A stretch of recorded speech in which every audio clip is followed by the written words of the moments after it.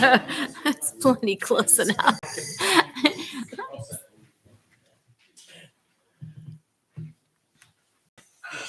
Okay. Good evening and welcome to the April 20th, 2022 school board meeting. I'd like to start with the Pledge of Allegiance. I pledge allegiance to the flag of the United States of America and to the republic for which it stands, one nation, under God, indivisible, with liberty and justice for all. I'd also like to acknowledge Mrs. Harrison is remote and Mr. Cutter is not with us this evening. Any revisions to the agenda? There are no revisions. Could I just remind the chair, the acting chair, that when you make a motion, it has to be roll call vote. Okay. All right, then I'll do the summary of non-public actions on April 6, 2022. Mrs. Hirschberger made a motion to approve the non-public meetings for March 16th and March 23rd, 2022 as amended. Mrs. Ames seconded. The motion carried 5-0-0. Mr. Cutter made a motion to accept the nomination of Jada Tessier as a full-time district social worker at a salary of $55,000 prorated for the 2021-22 through fiscal year 22, as long as federal funds are available. Mrs. Harrison seconded. The motion carried 5-0-0. Mrs. Hirschberger made a motion to accept the resignation of Devin Bandersky, Special Services Director. Mrs. Harrison seconded. The motion carried 5-0-0. Mrs. Harrison made a motion to authorize the superintendent and the business administrator to negotiate the purchase and sale of an identified property presented. Mr. Cutter seconded. The motion carried 5-0-0. Mr. Cutter made a motion to accept the renominations presented by the superintendent for the 22-23 school year. Mrs. Ames seconded. The motion carried 4-1-0 with Mrs. McDonald opposing. And now are we ready for presentations? We are. Mr. Sika, Campbell High School, social studies teacher extraordinaire. Evening all. Thank you for having me. I'm here today as advisor for the class of 2024, the current sophomores at Campbell High School. And we want to propose an idea for a fundraiser, a bowl-a-thon.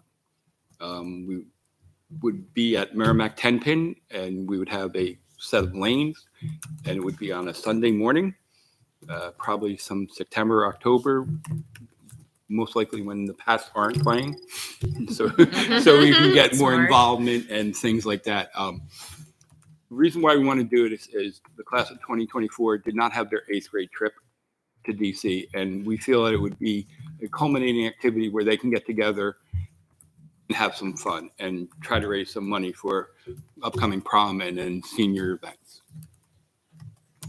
Any questions? I did put the proposal in, and I've done bowl-a-thons prior, growing up with the Boy Scouts and things like that. We want to make it open to the community, have families come in. We'll set up like bumpers and things like that. The staff at Merrimack 10 Pin, I already went to them and talked to them, and then found out that I had to come here first. So I dropped the ball on that, but they're very accommodating and working, and we could do basket raffles and things like that. So I believe it'd be a good fundraiser, and not just for my class, but any other classes thereafter to get community involvement and things like that. So. I agree. Nice wholesome activity. I know, it's great. Has there ever been, I don't even know the history, I guess, historical question, bowl-a-thons done as a fundraiser with CHS or in So the district? with only 4 years experience, I have not seen it, but we could check our resident historian at the table if you're willing. Michelle, has there been any bowl-a-thons? No, there hasn't. Okay. So it's an original idea. It's I like original. it. Well, original for here, but Yeah. they WOKQ just did one recently. Sure. You know, so, but it's been around for a while, but it'd be new for Litchfield and Campbell. How would the fundraising aspect work for the community? So like the class of 2024, you can sponsor those students, but would you, like, if you were coming from the community, would people sponsor you, or would there just be like a entry fee if you wanted? Yeah, it would just be an entry fee for the community. I'm thinking parents, little kids, that sort of thing. Just a nice evening or afternoon out with their family kind of thing. And I would have my class of 2024, which would be juniors next year. I would require them, if they wanted to participate, not only the entrance fee, but get sponsors. So this way we can make more money. Yeah. And a minimum of 2 cents per pin. You know, at most, let's say if they're horrible, they get 300 pins down. It's, you know, $2. Right. So, but yeah, That's great to me. I'm for the high school. I really want to promote it as a competition and reach out to all the sports teams and clubs and see if they can put together teams. We're going to reach out to local businesses for prizes for most money collected, high game, high scores, and things like that, and really have some fun with it. Would anyone like to make a motion? I'll make Anyone have any a questions? motion that the Bowl-a-thon fundraiser proposal be approved. I'll second. So now I ask for a vote.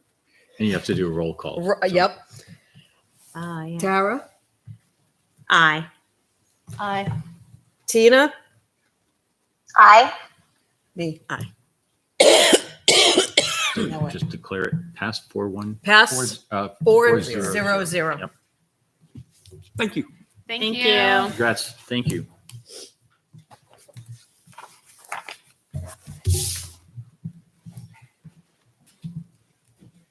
And now Dr. Jetty is going to talk about our culture and climate introduction or what we're planning.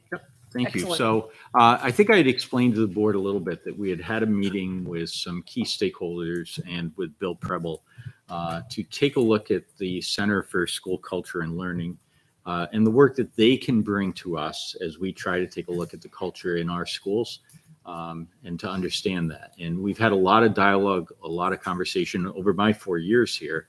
And I think it's time to bring in the independent third party who has experience doing this work to help guide us as a district on how to best get a handle on what the culture is in our buildings, what the climate is like, and then how do we kind of work together to bring improvements about. And so it's my pleasure to introduce Bill. He was intending to be here in person tonight, but is remote instead. And he's bringing a guest with him, Bill Carrozza. And I'll let Bill do all the introductions with his team. And there is a PowerPoint that I have linked up in the document, in the agenda. And I think Bill is going to share it with us and project that on the screen also. So Bill, welcome. And Bill, welcome. We'll look forward to hearing from you both tonight. Thank you very much. I'm really happy to be here. I wasn't sure I was going to be able to make it. I've been in bed for almost 2 weeks with COVID. This is my first outing, so pardon my voice. And if I start coughing a lot, my friend Bill Carrozza is going to jump in and save me. So we have a backup plan here. So I know Zoom meetings are not my ideal. I would normally love to be with you in person, and we would actually do a lot of this discussion-based and activity-based. So I have tried to build a couple of activities and a little bit of discussion into this rather than a straight, half-hour presentation to you. So I apologize for the format. Normally, I would really pride myself on it being much more interactive. Bill Carrozza is a colleague of mine. We teach together at New England College. Bill is completing his doctoral work at Plymouth State. And he just announced yesterday, actually, that he's leaving his position and coming to work with me. So my hope is that you will see more of Bill and I in the future. If you like what you hear tonight, we're delighted to have the opportunity to maybe work with your schools. That was a great meeting, Mike, you set up with your staff. We got to hear some of the issues that are currently on people's mind in Litchfield, and every district is unique, but there's a lot of overlap. There's a lot of things that schools are wrestling with these days that are pretty common to a lot of schools, and we've been doing this work for over 30 years. It always evolves and changes as the times change. But I would like to just kind of give you a run through, and I told Michael I was going to try to give you about a 20-minute overview. And I can, as poor Bill Carrozza knows, I could talk about this for hours, and I promise I won't do that to you. but I would like to leave plenty of time for questions. And if you have any points you would like to make or responses, and I'm going to call on you to participate a little bit during the presentation, please interrupt at any moment and just let me know you want to say something, okay? So thank you for having us. We'll try to get this PowerPoint to work. That's always the challenge. So I'm going to share a window, and it's going to be this window. And let's hope it works.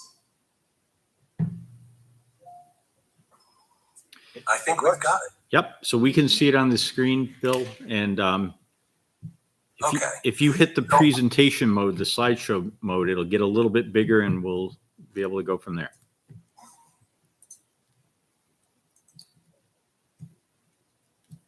There it is. Okay. Perfect.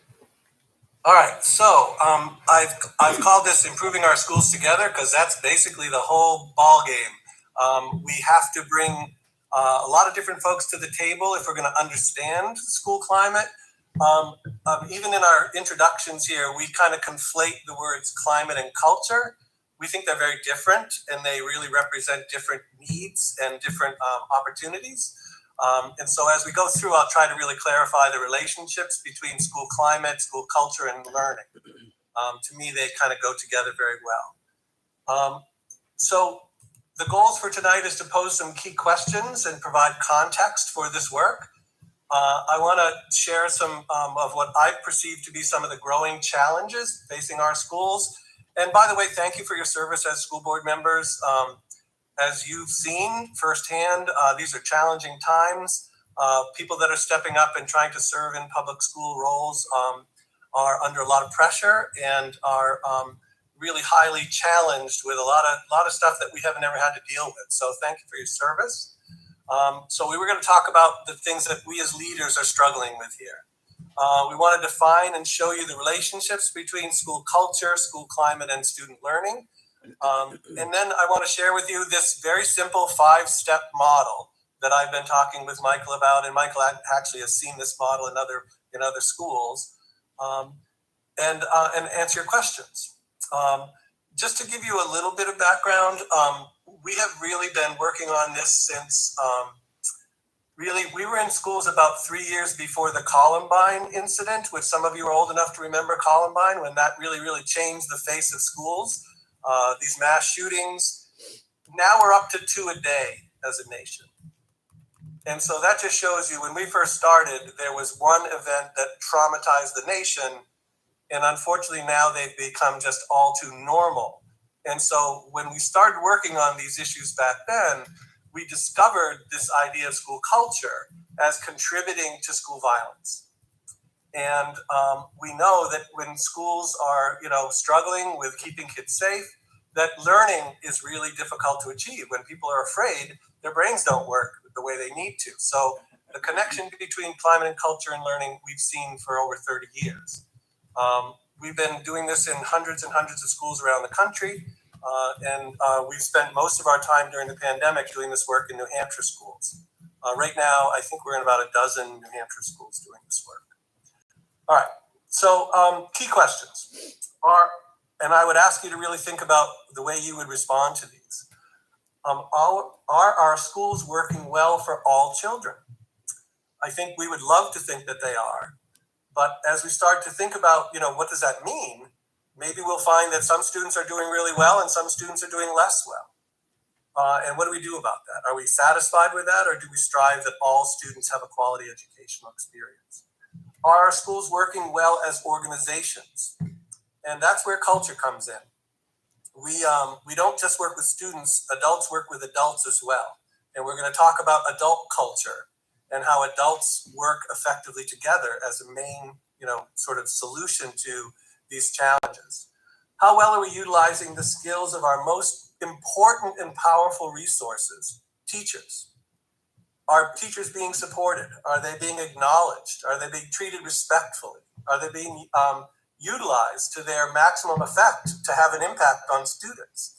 And I think when you start to look at some of the information that we have, you'll see that there's different answers to that question. Some people think it's working great. Some people think it's not so great. It kind of depends on who you are and your position in the organization. And then, are our children learning the things that they really need to learn? We certainly do a lot of teaching. The question is, are the students learning the things that are really important to them, to their families, and to society?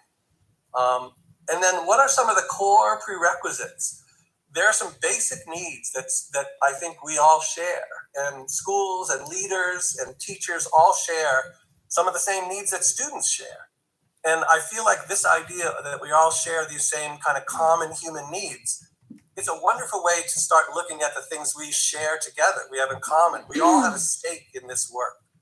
And so I think that notion of looking at our common needs is one of the ways that we can kind of bridge some of the gaps that are out there and kind of humanize our organizations. So those are my big questions, and we'll try to address those. And I wanted to actually show you three pieces of evidence that kind of point out the problems that I think we're wrestling with. This is a kind of a lousy little graph, but you'll notice it's flat. If you look at the beginning, it says 1992, and if you look at the end, it says 2019. These are our national test scores year to year over this period. If you notice, we have been flat for 20 years. I guess my question is, if this is our track record for improving schools, when are we going to admit that what we've been doing is not effective? When are we going to admit that the things that we've been trying have just not worked the way we need them to? And it's time, I think, for us to get beyond just habitually doing the same things over and over again and challenge ourselves to really examine some of the root causes of our challenges and try some creative, new, I think, common sense approaches to getting this line to go away. I'm going to show you some research that shows how you would take that flat line and literally make it spike upward in 1 year if schools did certain kinds of techniques, if they use certain strategies. And so we don't need to be settling for this flatlined kind of existence in schools.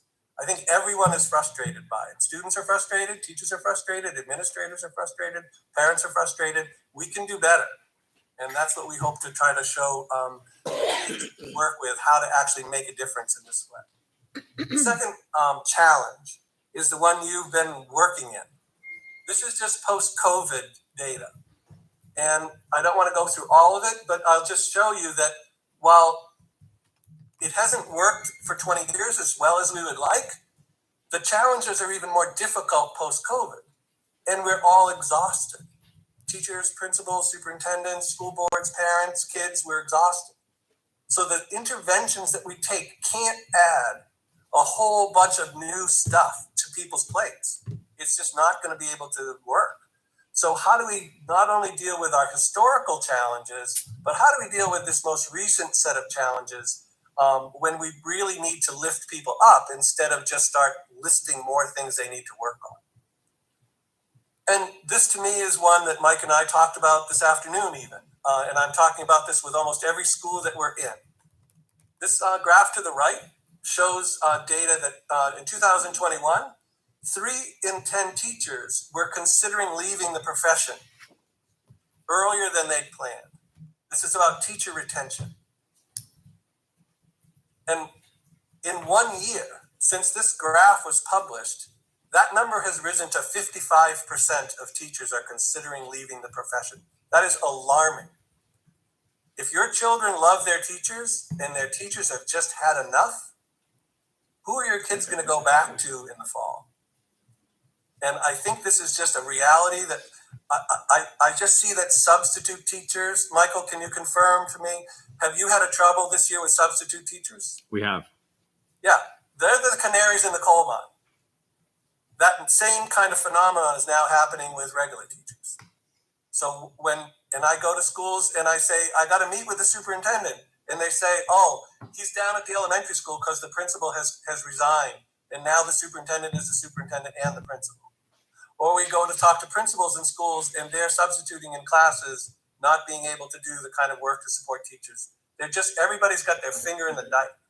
So this is a crisis. I'm not trying to be alarmist. I just think these 3 challenges are the ones that whatever solutions we come up with, I would want you to be able to say, okay, Bill, how is this going to help us with teacher retention?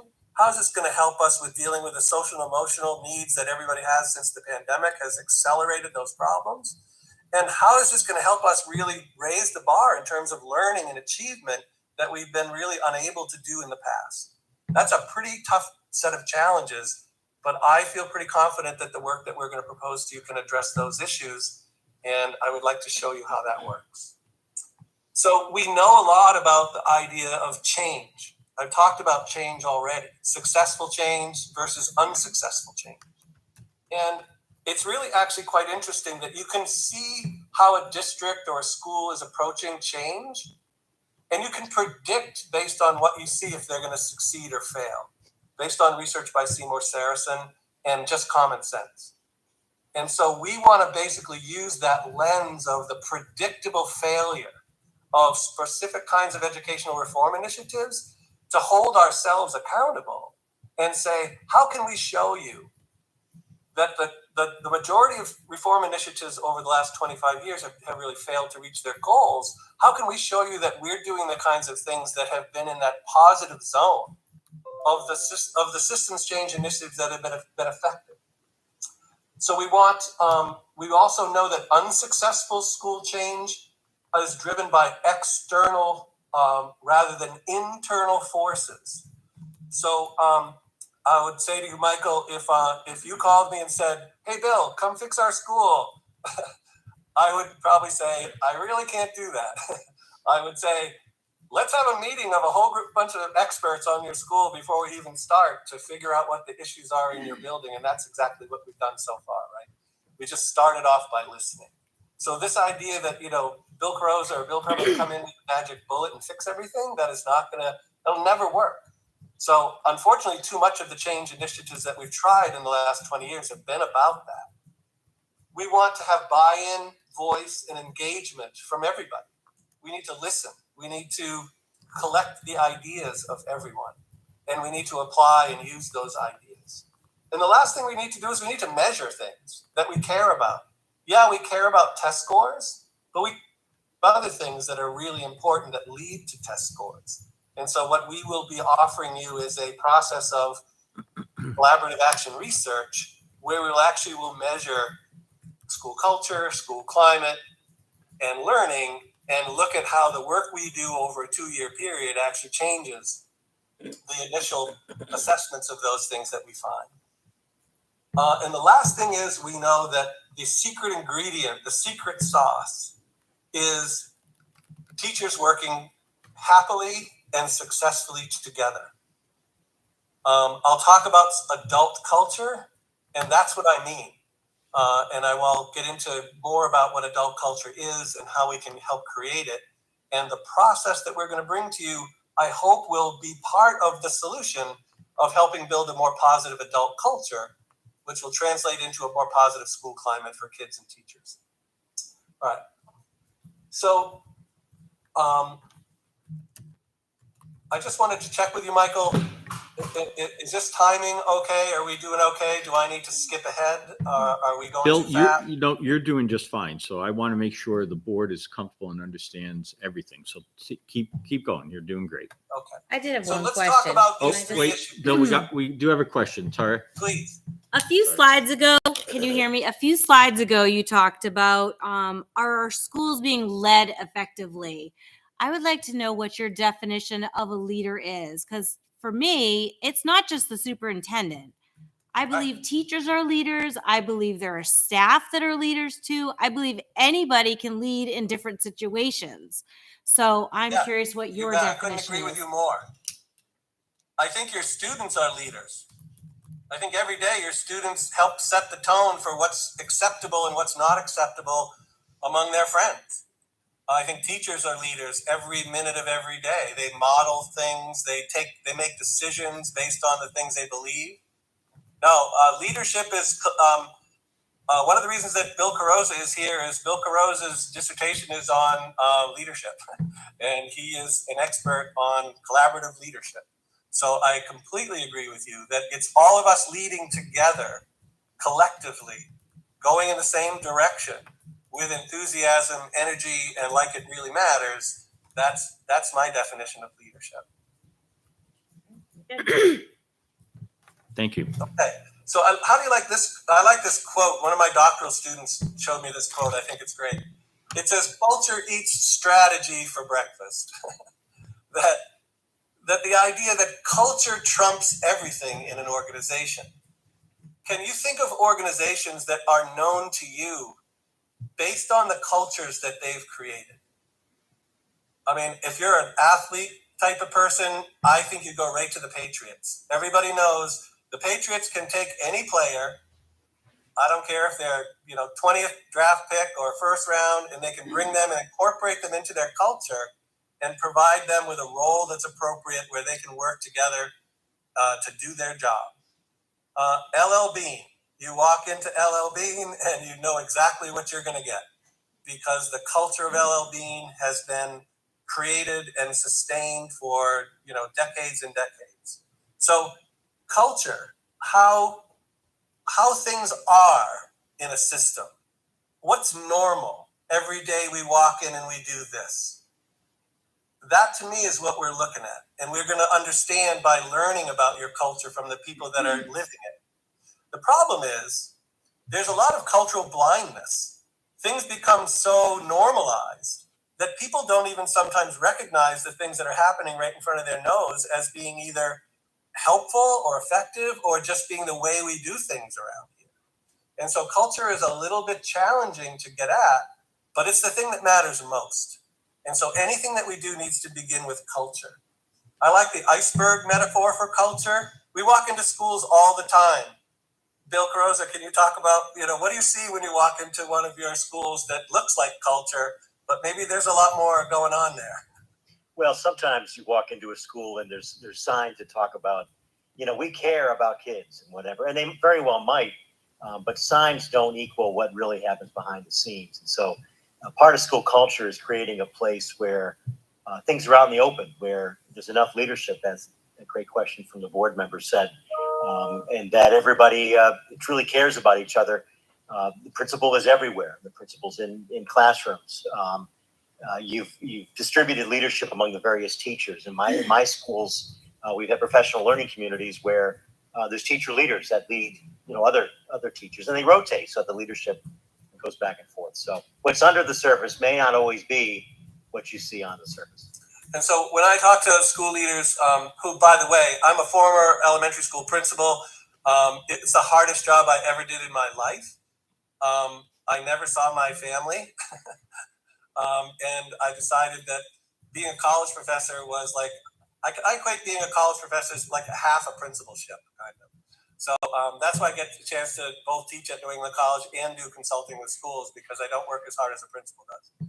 But I asked both teachers and principals and parents about schools, and they tell me that the kids are the easy part.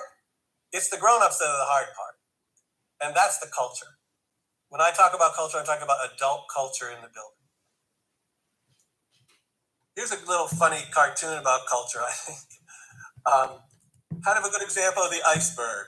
Right? You can talk about feedback, but don't be fooled. This is my favorite culture image.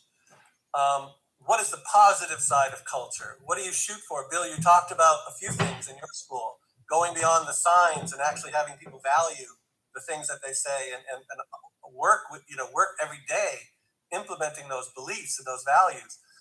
I always like to say, what does it take to build a barn in a day? It takes a culture. And there's amazing, unending success stories that come when people just know how to work together. They know their roles, they know their strengths, they know what they should be doing, and maybe let other people do other things.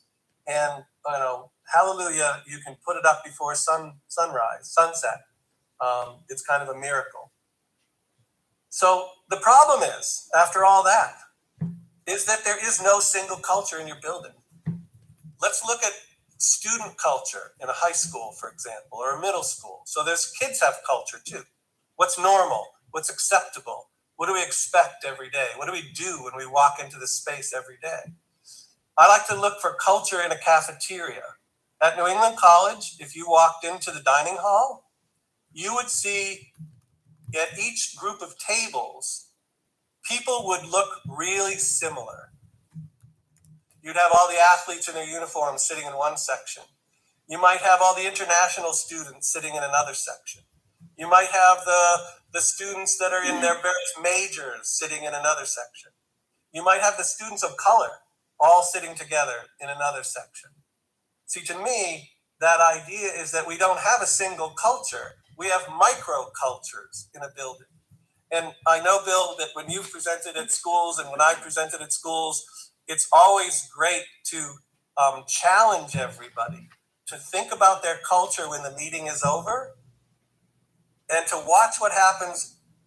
It's the meeting after the meeting.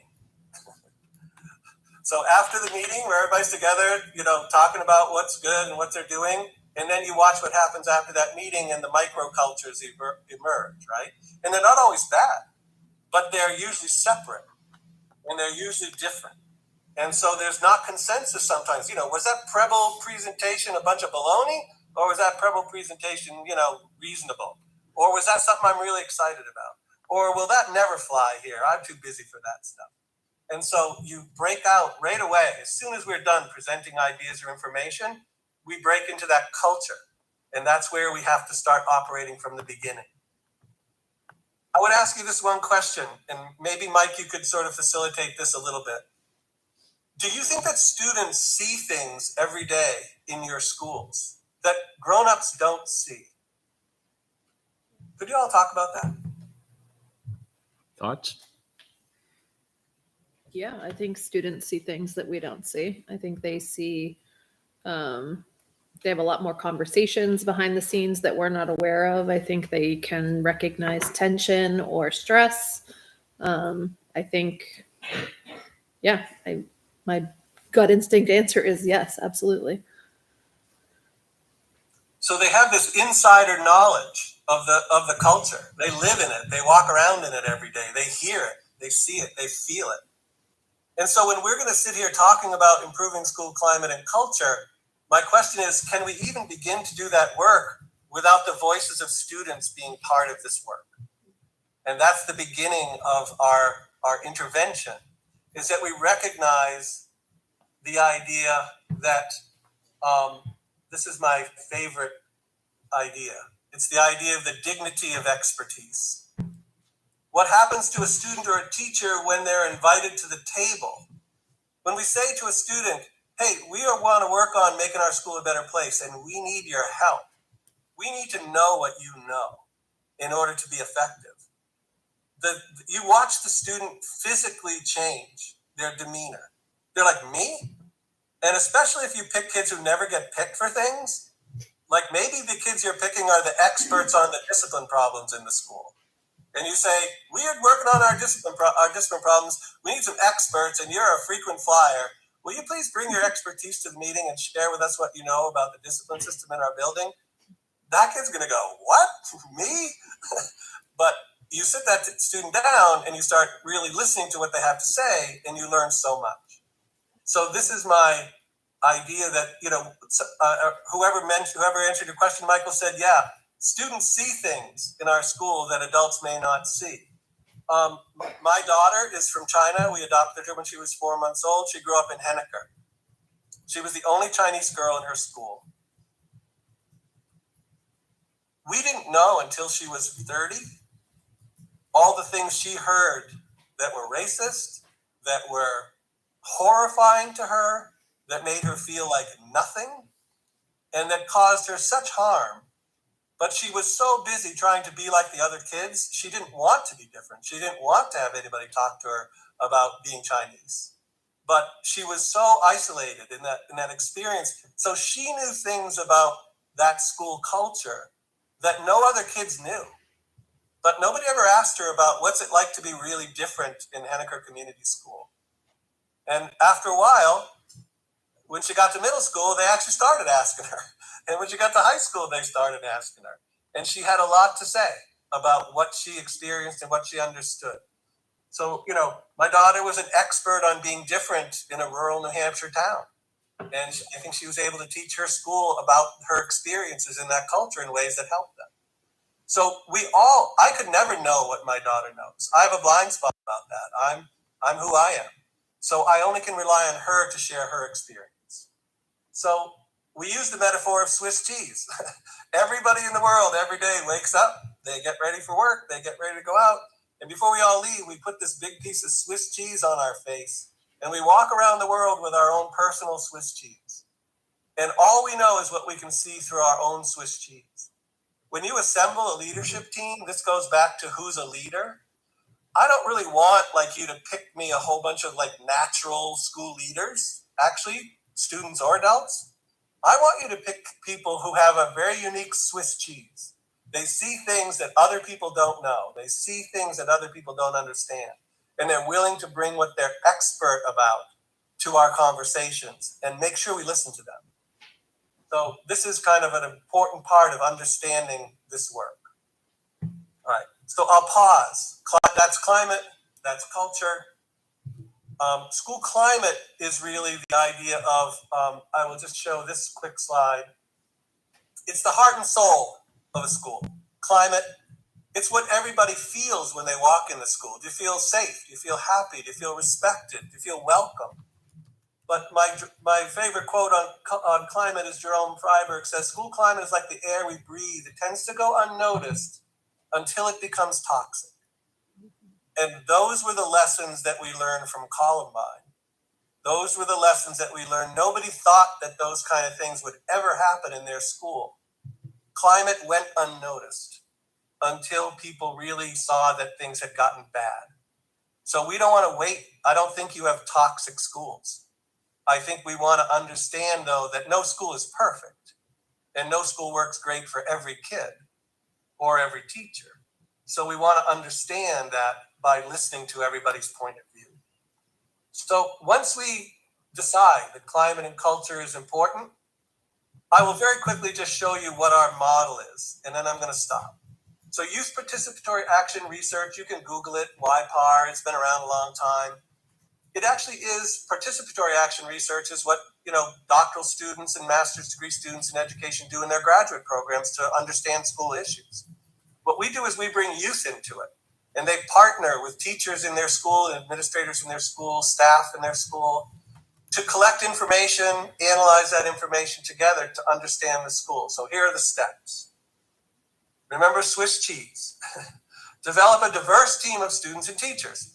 Pick a whole bunch of kinds of people that don't often get picked for these roles, that know certain kinds of things you want to know about. Collect the data on climate and culture, and we have a process for doing that. Analyze the data. Set leadership goals for improvement. Celebrate the things that are working. We're going to find that there are lots of things that are working great in your schools. People are exhausted. Wouldn't it be better to hit them up with some of the things we learned that were amazing about the things that are going on? And to try to just actually replicate and ripple those good things out to more and more people. Because school climate kind of depends on who you are. Some kids get positive school climate experiences every day. Other kids may not get them just seldomly. So how do we ripple these positive things that are happening for certain kids and make sure they're getting to all kids? And then we expand on that work through small scale pilot projects where we try to intervene in ways that seem to make sense. And then we scale up. And then we work on doing school-wide and district-wide initiatives around improving climate and culture. In year 2, we collect data again, and we literally compare how did we start and how are we a year plus into this work, knowing that we're probably never going to really be done, but we hope to not see something flat. We hope to see things that are sort of spiking and moving forward. Okay, so I'm going to stop there. We have a whole bunch of data. This is kids working with school climate data with their teachers. We make it colorful. So these are elementary school students doing quantitative data analysis of school climate and culture data. They're doing graduate school work with their teachers. This is high school students analyzing qualitative data. The quotes, we have open-ended questions on the survey where students and teachers and parents can write in their answers. So they look at the words, they look at the numbers, and they decide what's true about our school right now, according to this data. What are the patterns we see in the data that tell us these are the strengths and these are the areas of weakness. This is my favorite recent quote I want to share with you. And we always like to read the words. We like to read them out loud to celebrate the voices of the people that are sharing their ideas. I'll read this one. This is a New Hampshire school. The adults always tell us to stop bullying, but it never works. What the adults really need to do is to get some new shoes. If they want the bullying on the playground to stop, then tell the teachers on duty to stop standing on the tar gossiping. Get some new shoes so they can walk around and watch what happens on the other side of the snow pile. That to me is like the most common sense. That school district spent thousands of dollars on anti-bullying programs. See what I mean? Sometimes we just fail to use common sense. It isn't some expert on bullying prevention we need. It's maybe kids can tell us, where's the bullying happening? Who's doing the bullying? Why is the bullying happening? And then let's sit down and talk about how we can make this go. And if it means we need to get new shoes for those teachers by criminy, let's go get out of those high heels and get some boots on. All right, last slide. This is what the quantitative data will look like. Here's what students said. Here's what teachers said. Here's what parents said. And then this is a high school, so we break it down. Are there differences between 9th graders, 10th graders, 11th and 12th? So for these questions, if I feel threatened in school, there's a safe place and a safe person or place for me to turn to. What do you notice in that question and the results? Michael, can you see if you can get them to tell you what they see? Student number is Low, yeah. What number's low? 65% of students, only 65% of students feel like they can talk to a safe person at school. Which Anything else? Well, it's low because you would expect, I mean, you're never going to get 100. But what would you? You want to build relationships between students. What one teacher might form a relationship with one kid, another teacher might form a relationship, and administration should go through and look at that. what sticks out to me is the teacher number seems to be much higher than the student number. There seems to be a significant difference between those two numbers in all three categories for some reason. So in this case, if you say, so teachers, how's it going? They're saying, it's going great. And so how do we take teachers that mean well, they think it's going great. We're not going to get anywhere by slapping them down. But if we say, well, could we understand that you teachers have your teacher Swiss cheese on? Let's look at some other views of this question with other Swiss cheese. What do you notice about parents? Oh, they're closer to the kids. Bill, when was this survey taken? Because I don't know 92% of the school that I work in that would say everything's hunky-dory. I would think it would be like 50% in the district where I work. I'm just saying. To tell you the truth, you want to know when this survey was done? Yeah. Yes, please. 3 weeks ago. Really? Interesting. Yeah. I'm going to show you one Litchfield. more. Take a look at this one. Yeah. Teaching and learning. See, I love this slide. What do you notice about this?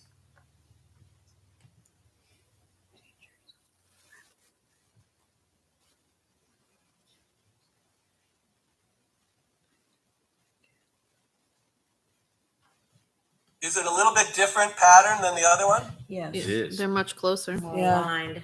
except for the last one. But We use the number of 80%. These are percent positive responses on a strongly agree to strongly disagree. We just counted the agree and strongly agree answers. See what I mean? Can third graders understand this information? Big numbers are good, small numbers are bad. Yes. I hope so. They can. I'm telling you, they get it. And they see, wow, look, the kids also really see the gaps. When they see this gap, wow, 57% of the kids say this and 80% of the teachers say that. They see that gap and they want to talk about, how come you teachers don't understand what we know? Or the teachers say, hey kids, there's stuff you don't know. Maybe we should communicate what we know to you. Maybe it would change your answer. It doesn't mean the kids are right and the teacher's wrong. But it's just we have a different perspective. And we share those perspectives, we start to understand that we each have things we can bring to the table that help. But I like this because this is about the most important thing that happens in your school every day. And there's pretty much general consensus on these three questions. There's some pretty good personalized teaching and learning going on here. The kids see it, the teachers see it, and in the one question that we asked parents about for this, they saw it too. It's over 80% positive. Our target is to get every question above 80%. If we can, in this country today, if you can get 80% of the people to agree on anything, hallelujah. So I think that's our goal. We want 80% of the people to agree what's happening for real in our school around the things we care about. All right. I want to celebrate teachers. It sounds like we're being somewhat negative about teachers, and I'm a teacher person. I believe teachers are the answer. They are the greatest gift. They do the hard work. All we got to do is go be a sub for a day and appreciate what teachers do. So look at this data. Adults at this school are highly professional. This is an adult culture question. Adults at this school are highly professional. Listen to one another, work together effectively to overcome the challenges we face. What do you notice here? This is a school district. These are 4 cute, lovely, little small town elementary schools feeding into a regional middle school and a regional high school. Oh, the biggest Somebody at towns one is point the high thought school. that was a really great idea. Yeah. The high school looks a little different than the other schools. How does it look different? It's a lot lower. And what's lower there? Let's be clear what this means. The percentage of adults are at the school are highly professional, listen to one another, and work together effectively to overcome the challenges we face. Does it sound like the meeting after the meeting where everybody's going to the little corners? Mm-hmm. It's a bigger school, right? Mm-hmm. So the idea that it's easier to get everybody to kind of get along and talk and communicate and work together at a small school, organizationally, that's not so hard. But at a regional middle school and a regional high school, how does the leader pull everyone together when they're spread out geographically, where they all have different content areas of expertise, they might work with different kids? It makes it really harder. This idea of collective teacher efficacy, this is the magic bullet. I'll share these numbers with you.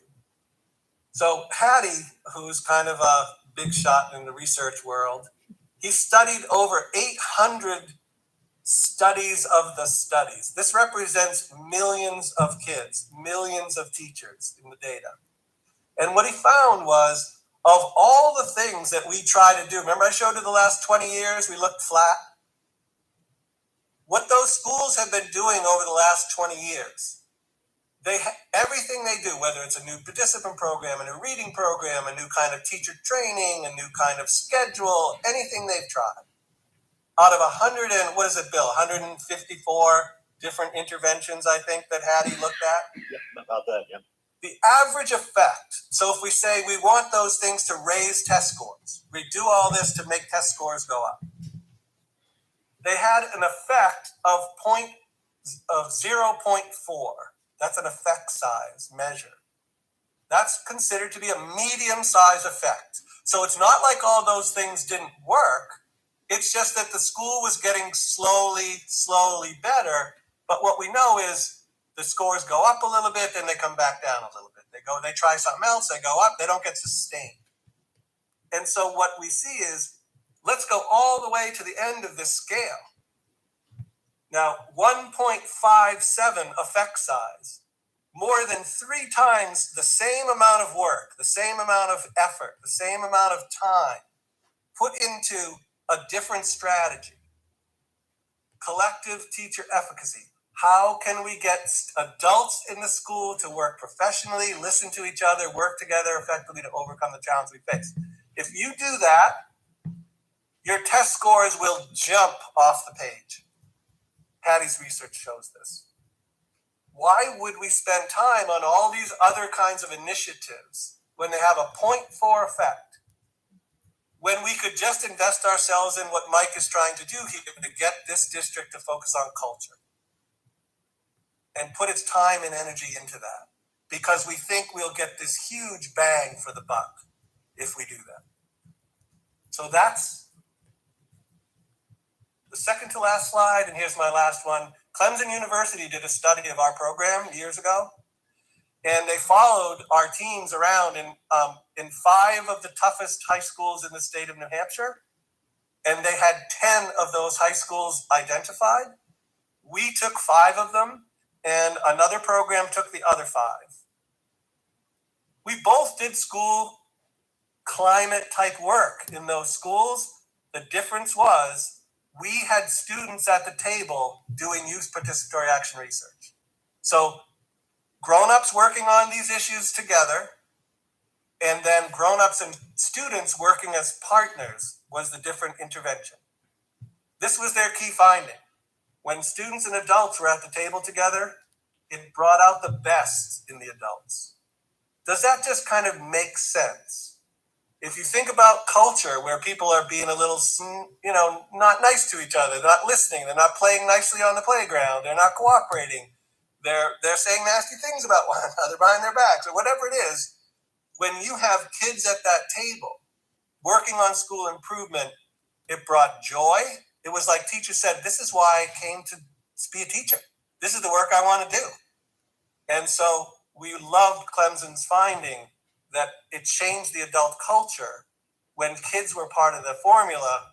And I suspect that if we measure this collective efficacy plus student voice, you would have even a higher effect size, is my take. So I'm stopping there. I apologize. I said that 3 times. I'm really done. Questions? Tina, Yes, raise your hand. Christina. You're speaking my language, Bill. Like this is an approach that I feel like we can get behind as a district. I'm really excited about some of the things that you talked about. I'm also acutely aware of just kind of this nationwide sense of the last straw. Everybody's teachers across the nation are leaving in droves. Administrators, students, parents, communities, everybody's kind of at their breaking point. I want to be cognizant of the feeling that this is just one more thing on top of all the other things that we have to do to improve our schools. Like this is another initiative that another thing that we have to think about. How do you incorporate these kinds of things and these initiatives without it feeling like it's just one more thing added to my plate? Yes, thank you for the important question. So these are some of my favorite pictures. Do you see the picture on the right with the bus driver and this young lady with the bow in her hair? Yes. So this is my answer to your question, or at least one of them. You have to make the work joyful. It can't be finger pointing. It can't be more, you're deficient in your work and you need to get better. Like we all know that we're not perfect. It's hard to hear that sometimes, but it's a lot easier to hear it when you get a little appreciation once in a while, right? If your cup is half full, it's easier to take a little bit of critical analysis of your work than if your cup is empty and people are coming at you. And so the work that we do, this is part of bringing students and teachers together. This is a project where in this school district, these students were on the bus. So their data showed discipline on the bus was the number one problem in those 4 little rural elementary schools I showed you. Discipline on the bus, discipline problems when it came into the school from the bus. But the bus rides in some cases were 55 minutes or more. 55 minutes to and from school. They didn't have enough buses. These bus routes were incredibly long. They weren't going to get a whole bunch of new buses. So what they decided was we need, and the other thing they said was Bill, you mentioned this, we talked earlier, the consistency or lack of consistency. Some kids, do one thing in front of a teacher and they get hammered for it. They do the same thing in front of another teacher and that nothing happens. And after a while, people see that and they start to really wonder, how come those kids are getting away with stuff and we aren't? It feels really unfair. So on the bus, there were definitely concerns that some bus drivers were really trying to keep a lid on, and some drivers just didn't. They put their foot to the metal and they just let happen whatever happened. And so the kids said, we need help from the bus drivers. We need the bus drivers to start working together and being more consistent. Instead of telling the bus drivers they were bad, they invited the bus drivers in for donuts and coffee.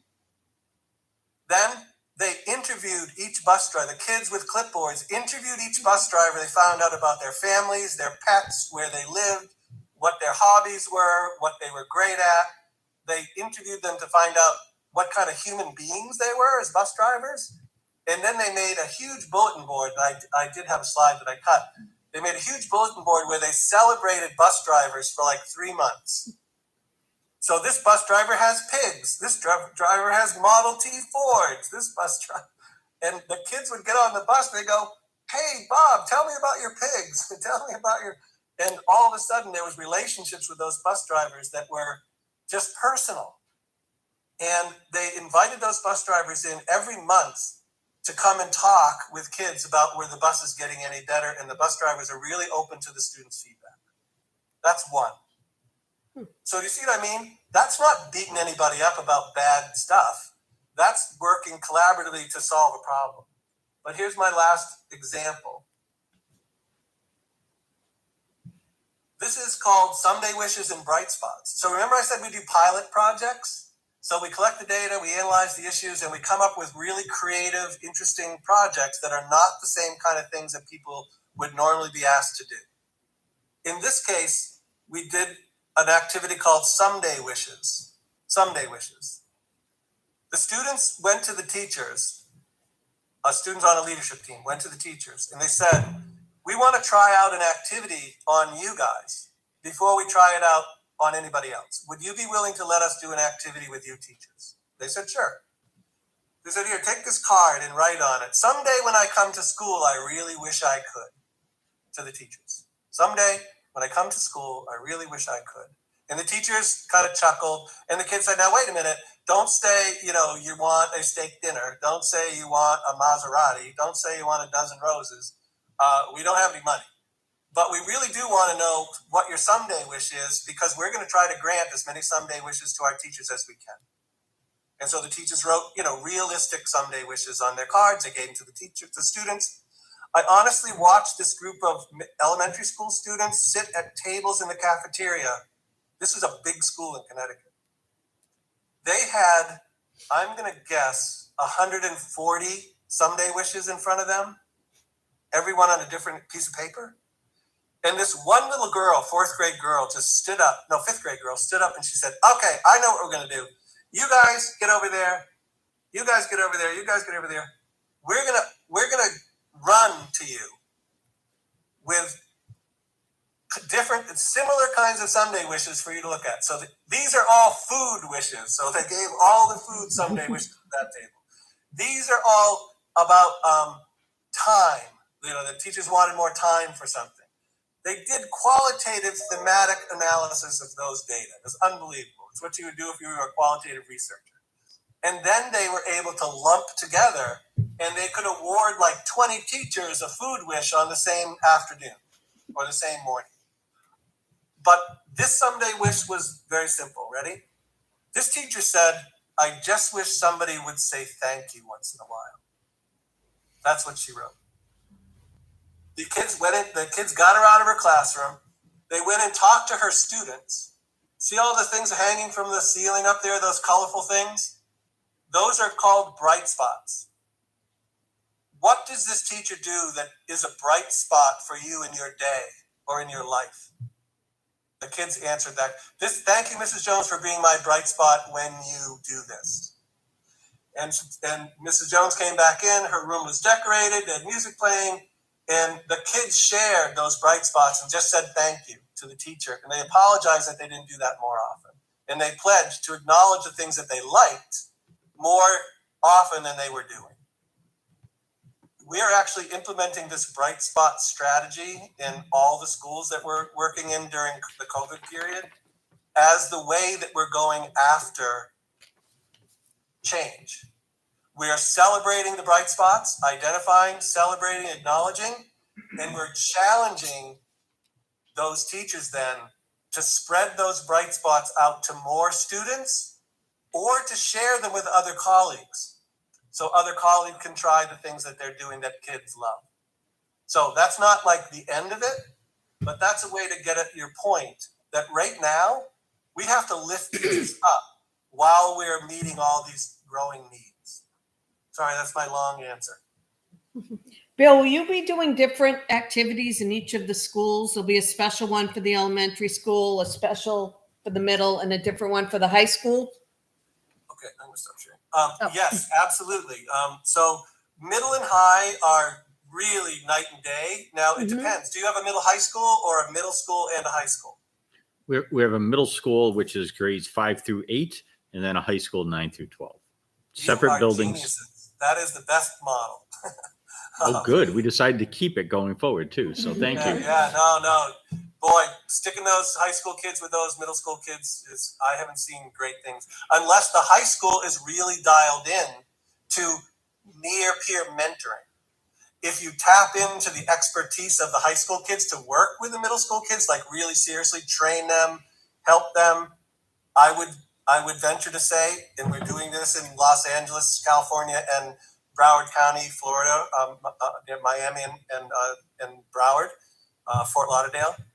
We have a program where high school kids, in a situation where the high school kids are in the same school, you're training those high school students as math literacy workers to teach them to play math games and to do exciting team building math activities after school with the kids in the bottom quartile on standardized math tests. So the high school kids get trained, they go in and they do an after school program with middle school kids who are the most struggling learners. We pay them $15 an hour.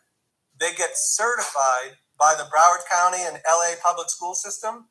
And those teachers, those students get paid as special ed aides out of the district's budget.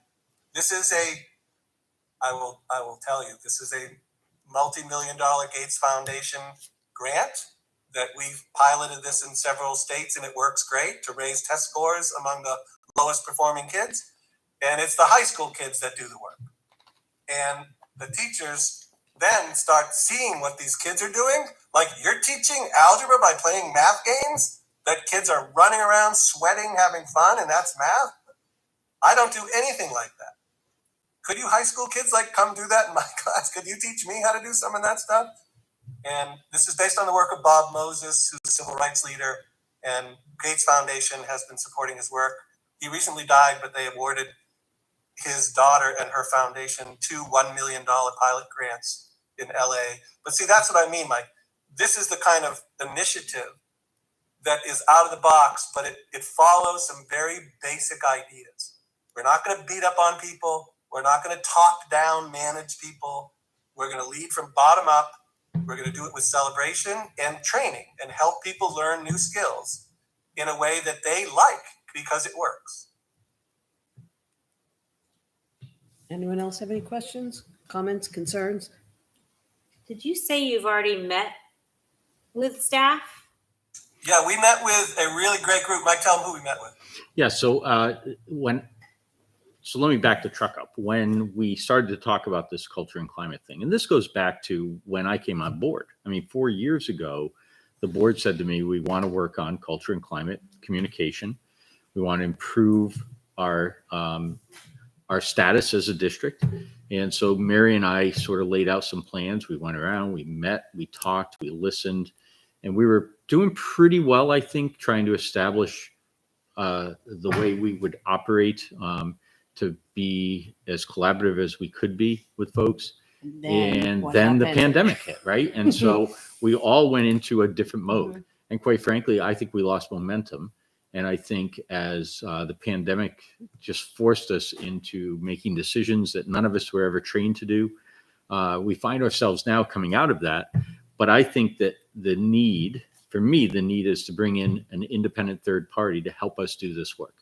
That we've done as much as we can, and that now it's important that somebody come in and help us examine. And so I reached out to Bill and had a conversation because I was familiar with his work. And I said, here we have the Center for School Climate and Learning right in Manchester, and Bill's work is in Henniker, and he's familiar to other schools. Can you come in and examine, help us, tell us what it is that you do and how you could do this? And so he suggested that we put together kind of a steering group.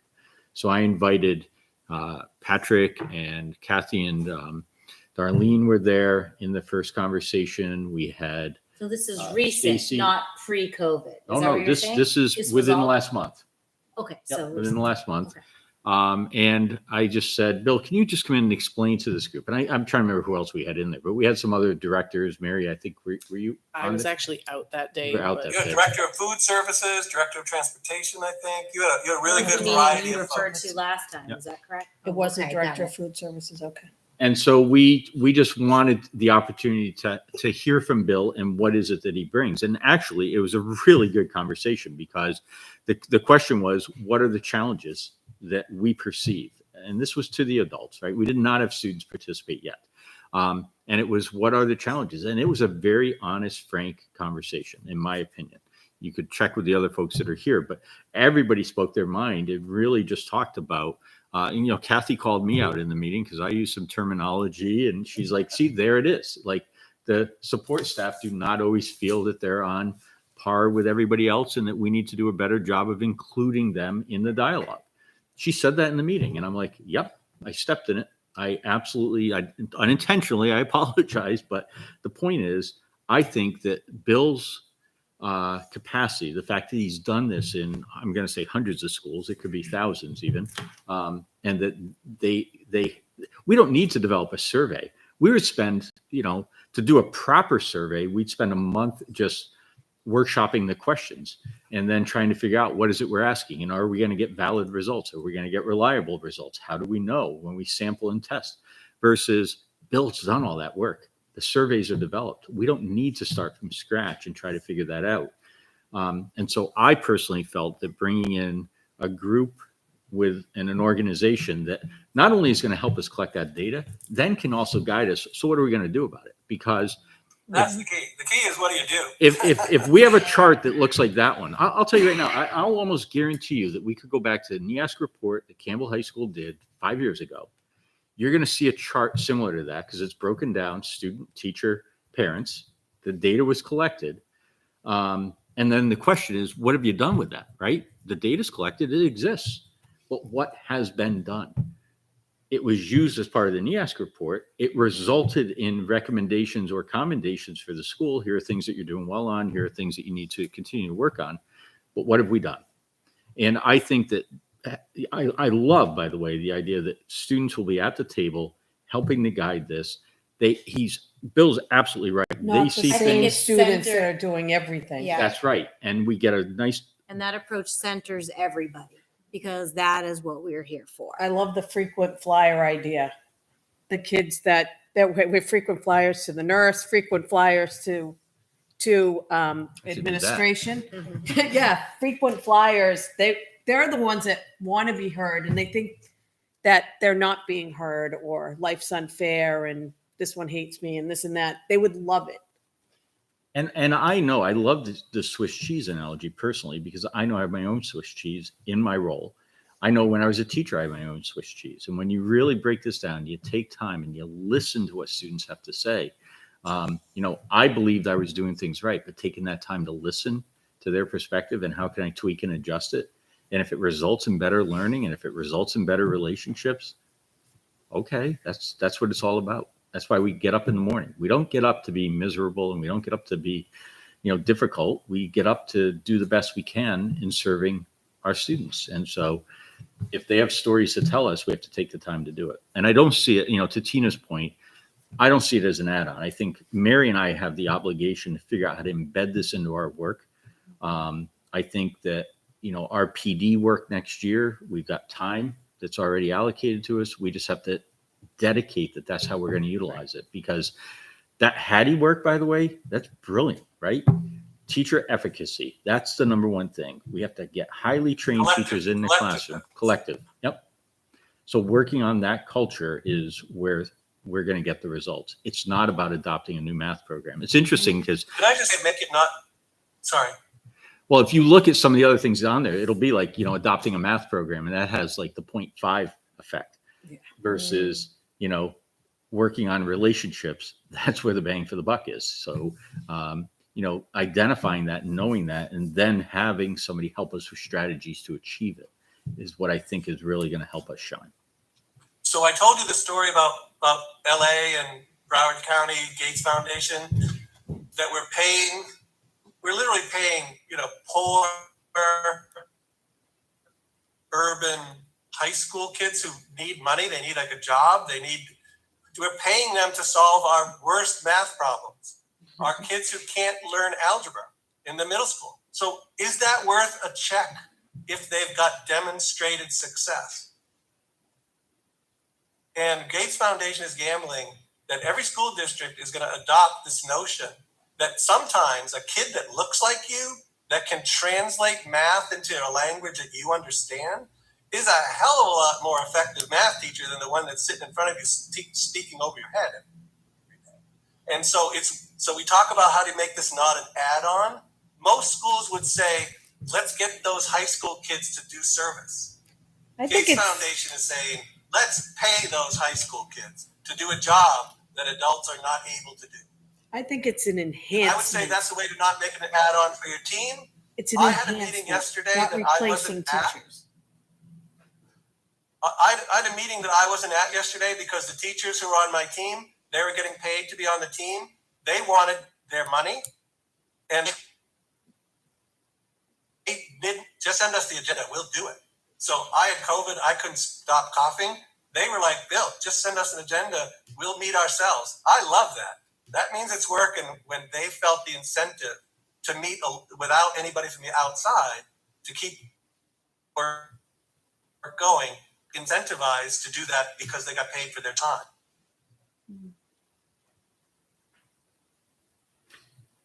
So I guess the question is, and originally this was a retreat topic, right? So we were going to be able to just sort of dialogue about it. But here we are. We want to do this kind of work in meetings on camera, and we did. What I'm looking for from the board is feedback of whether you think we're in the right direction. You don't need to make it now. You're just hearing from Bill tonight for the first time. I think it's important that, Patrick's here, Kathy's here, Darlene is here, Noah's here, Nick is here, that we have an opportunity to hear from the teachers. I mean, what's their reaction to this when we get to public comment? They ought to be able to speak to it. Patrick, the last time, feared fake collaboration, that we were going to bring in a big circus and that we were going to have an opportunity for collaboration. And then in the end, we weren't going to act on that, or it would be, not something that was heard, or it wouldn't have been heard. Action wouldn't have been made on it. I don't want to do that either. I don't want that at all. But this is going to unveil, I believe, some unpleasant realities. And, you look at Jim Collins' work, Good to Great, and he's saying the first thing you got to do is identify what the bad things are. And But they're going to be different in every school. Correct. And then let teams at each school identify what do we do about that. This is not the district, a top-down thing. This is a bubble up from the schools. And I believe that that's the right approach. And there are also going to be fabulous things that are discovered too that maybe we can also build on. And to celebrate those and to recognize, and if there's a common celebration between the elementary and the middle school, but it's absent at the high school, what would stop carrying that forward, that same notion forward, for example? Or if there's a great celebration at the high school, how do you take that and model it for the other schools? But you're not going to know until you collect that data. So I think it's going to show you both. You're right, Tara. It's going to show positives, but it's also going to reveal things that we need to work on. As an educator, I hate to pull the educator card. I could go to a different district and make $5,000 or $6,000 more a year, but I like the culture at the school I'm at, and I want teachers to be heard, and I want students. I'm not going to say kids, students to be heard, and where they think they can meet halfway. Do you know what I mean? Like, what's a little thing that a teacher can do, and it bothers me when you do this, and just anything for them to be heard, to make their culture, to make them want to come to school. Because there are a lot of things that make you want to not get out of bed in the morning. Let's be honest. the stuff I see during the day, I have to have more ups than downs. And I really want people to stay here who are committed to our students. And if this meets us halfway, I'm thrilled. I think trust is just such a Christina, you wanted to say fundamental something? thing. Oh, sorry. Tina wanted to say something.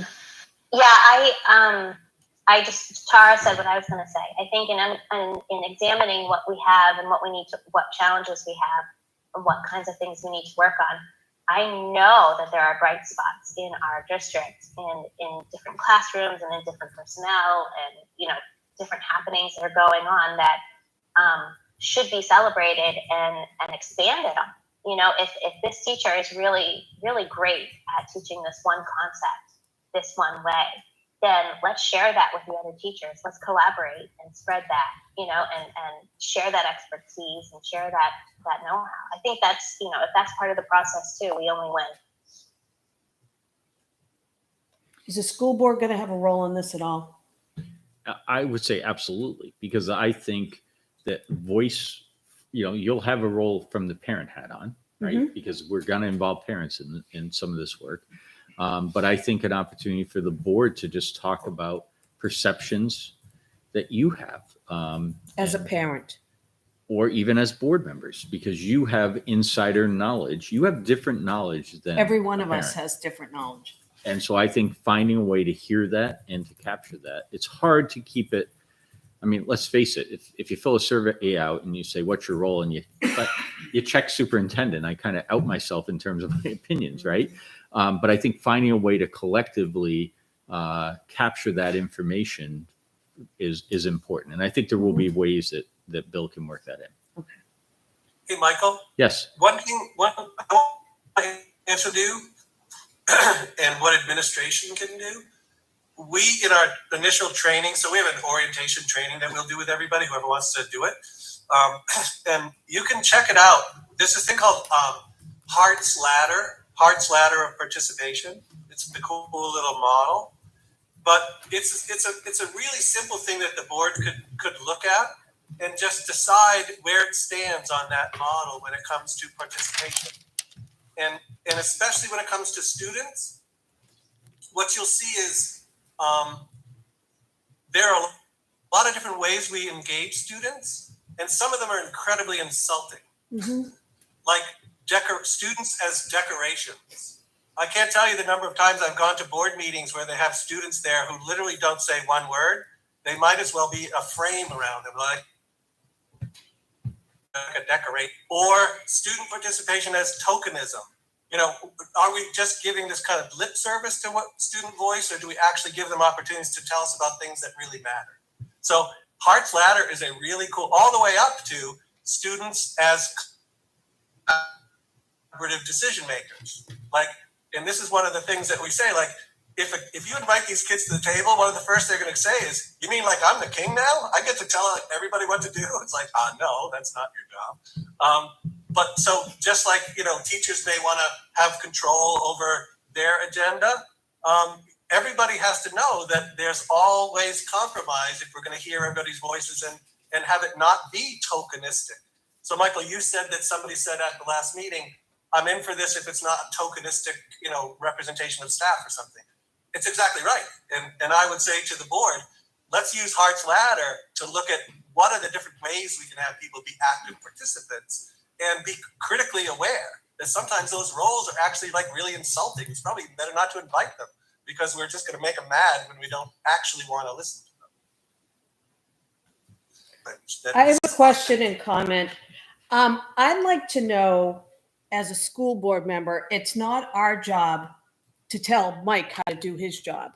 Do you know what I mean? We can't, I think you should do this with the teachers, and I think you should do this. It's not our job. That's your job. Our job is to represent the taxpayers and what they see, and not to go in and micromanage you or micromanage the teachers. That's not our job. As a parent, we can have an opinion, but we are not micromanagers. It's all on you. And you're our employee. And we'll tell you when you got it wrong. Pardon my English. Just saying. But that's a refreshing reminder of the role. What are people's respective roles? And, what should we be doing? What shouldn't we be doing in our role? I think We it's are a really great- representing the taxpayers of Litchfield, the parents and the taxpayers, not our own personal agenda, not bringing up my educational knowledge. We are there as bystanders to support or harass Mike Jetty. And advocate for kids, Liz. Right. Yeah, I but mean, then that's when it gets all crossed. But you That think is the about same thing. the major roles of the governing body are to set policy, right? Mhm. To keep kids at the center of that as you are setting that policy, to Right. establish the budget, because it's through that budget that our work is realized. And so those are incredibly important and powerful roles. And it's on the shoulders of 5 people. And we've been fortunate, I think, to have a lot of common understanding, but at the end of the day, a 3-2 vote is what decides how we're going to proceed. And so, we want to build consensus. We want to have 5-0. We want to have clear direction, but, We're not going to see 5-0-0s this year. We're not. and that's okay. Yep, We'll, is okay. we'll take Fine. direction as we get it. And, you're keeping us plugging in the right direction. And, I guess you don't need to act on this tonight. I'm going to ask Bill to put a proposal together of what he anticipates the work would look like and cost. I mean, there's cost Absolutely. associated with this, Mhm. right? But Mary has grant money. Nice. And, we've talked a little bit about what grant buckets this work fits into, and it fits very nicely into at least 2 of them. And so Yes. we're pretty confident that we can take the grant money, utilize that. So we're not asking the taxpayers for it, but utilizing the grant money that we have, conduct this work, healthy data, and then collaboratively figure out how to proceed ahead. So that's our plan. And I guess, we would come back with something more formal once Bill has put it together, and then we would be asking for your blessing. So it gives you a chance to think and gel on whether absolutely. this is right. Yeah, I think it's time to digest all of Mhm. this information and having a little bit of time to get some more public input. Mhm. As you said, some of the teachers can talk about it, or Mhm. Darlene and Kathy can talk about it during public comment. So I appreciate the presentation. I appreciate the information, and I think I like the direction it's going. I in. definitely think it addresses something that's been a glaring, I don't want to call it a problem because problem's not a nice word, but that's been a glaring Priority. Yeah, it Mhm. really has been since I've been on the board, and it sounds like since you've been on the Yeah. board. And I think in many ways this year, I mean, we're coming out of the pandemic, but I've heard from so many people that have said to me and just have expressed that, we thought the pandemic would be the worst of it and we thought it would be over. But it's not over. I mean, there are lingering issues that have gone unresolved for 2+ years that I agree. It's Like something what? I feel like we need to address. Like this, something like this. Oh, Or- yes. Yeah. Okay. I mean, trust issues. I feel like collaboration issues. I mean, building relationships. I mean, you just came a few years ago and COVID immediately, you were in the process of building relationships. I mean, that relationship with you, with staff, between new employees and how they fit. I mean, none of those happened normally the last couple of years because we were in kind of deep defense mode. And so I do believe that this is critically important. And I do like the approach. It does seem collaborative. Mhm. It seems centered on building relationships, which I think you have to do in order to build that trust. Mhm. Because I don't feel the trust right now between a lot of groups. Right. So Right. I support this type of work. And the student focus is just Absolutely. the bonus of it all, because Mhm. again, at the end of the day, they're why we do what we do. They're why everybody in this room does what they do. And they're gonna be what will bring us together. Yeah. Bring everybody together. We got to buy some shoes. Hey, I've been asking for a shoe allowance for a time now. I just want to throw Yeah, that out there. it's interesting because on the shoe note, so the principal before me always wore loud shoes, is what the kids called it. Yeah. We always knew Mrs. Burke was coming because you could hear her clicking down the hall. You all know. And who what the they shoe didn't like about clickers me are. is I had like soft shoes on and they couldn't hear me coming. And I was like, well, true. Yeah, you're not going to see me in high heels. I guarantee you that. But Funny. the point is, shoes matter. Shoes matter. So, and kids will let you know that for sure. Bill and Bill, is there anything else for tonight? I want you to have the last word here. And if not, we'll talk down the road here. I just wanted to thank the board for your time. That was a lot of time to spend, and it shows that you're, I think, committed to this kind of work just by listening this long. I did put my contact information up if you didn't get it, but check out our website if you want to see a lot more detail. My cell is there. Call me anytime. And Michael, we can talk, and I'll put together, just so they know, it's going to be a 2-year proposal, because we know that one of the things that drives teachers insane is they just get their feet wet. They just get into some kind of new initiative, and then the grant writer comes with the next initiative, and we let that other one drop. So the commitment to this for a 2-year period, that's what it takes to see those pre-post test results. And it's it gets momentum after that. So just so you know, we're not talking about coming in and, spending a year and making people feel good and taking off. Thank you. Thank you. Thank you for rescheduling too. Yes. The thank last you. minute. That's right. All right. Thanks, guys. Have a good night. We'll be in touch. And now it is time for community input.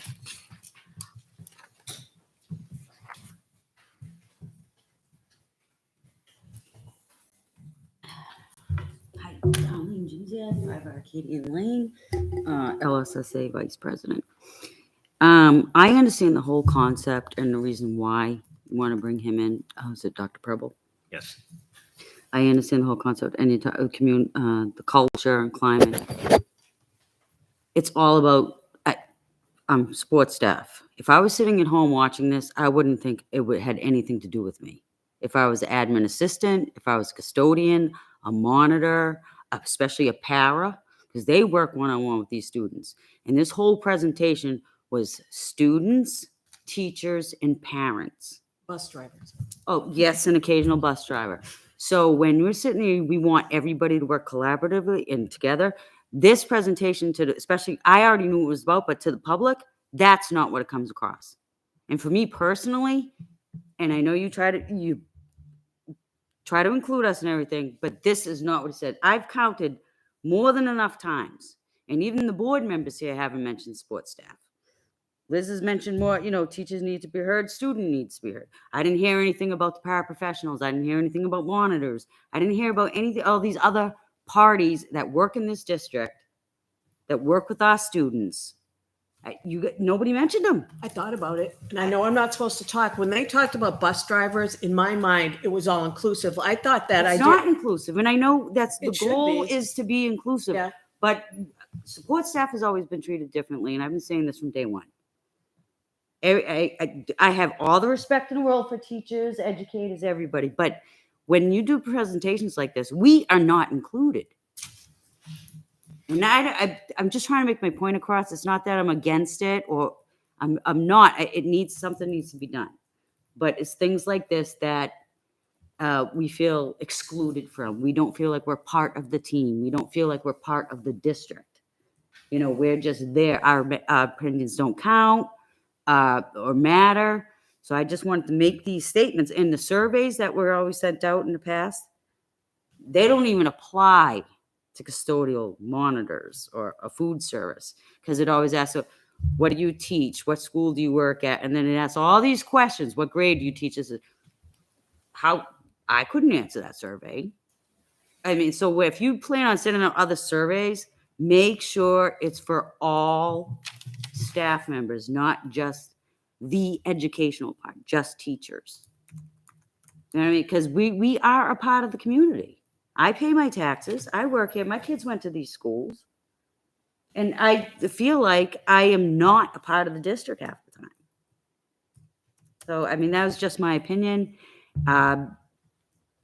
Hopefully that we can look more into this and figure it out. And the other take I took from this was about test scores, the scales. Is this all about trying to get our scores up? Is this about testing? Because he talked about that, how we're flat lined. Is that what it's about, or is it literally about getting everybody to work together? So that's all I have to say right now. Thank you. Thanks, Darlene. Points. Thank you.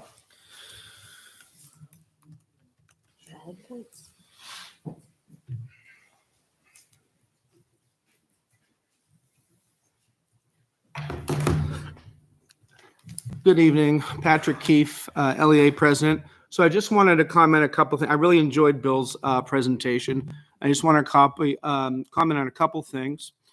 Because Dr. Jetty mentioned that I don't know the exact words, but that I wasn't in favor of this, or I had been against it because of that I feared. I feared that it could lead to fake collaboration, not that I was against it. And I just want to be very clear. I don't have a problem with this. I think that presentation was really good. And any time that we can be inclusive and include students and staff Staff, yeah. in collaborating district-wide, it can only be a positive thing. Of course, it's up to the district to decide if the money's right and all that, of course. But I certainly don't think it's a negative thing in and of itself. My fear was that we've reached out. I just want to be clear. We've reached out for more direct communication between the LEA. I won't speak for both associations because I have the president and vice president right behind me. But more direct communication with the school board, because we felt like things, the LEA members' perspectives were not being clearly communicated to the school board. So that's where I didn't want this in lieu of that kind of communication. And and that's it. But I certainly don't have I don't object personally. I doubt that LEA members would object to a third party coming in trying to improve school culture. So I just want to be very clear about that. Secondly, I just want to say, Liz, I love when you speak on the board from your educational experience. I love it. I think you bring so much to it. And I love when all you guys, speak with your experience with students and staff members. And I really appreciate that. I think LEA members do. And I just want to say that, and I know that your first priority is to taxpayers and stuff, but I also think that, that school board members have to ensure that school resources are being managed properly. And part of that is the staff and in the superintendent and everything. And I think you do a great job, guys, of doing that. And I know how hard you guys work. And like Bill Preble said, you're doing a lot, and we know that, and we care that you're having a good experience as well. And don't not stop using your teacher experience, because we appreciate that as valuable to us, and all your experience is valuable to us. So thank you. Mr. Keefe. Thank you.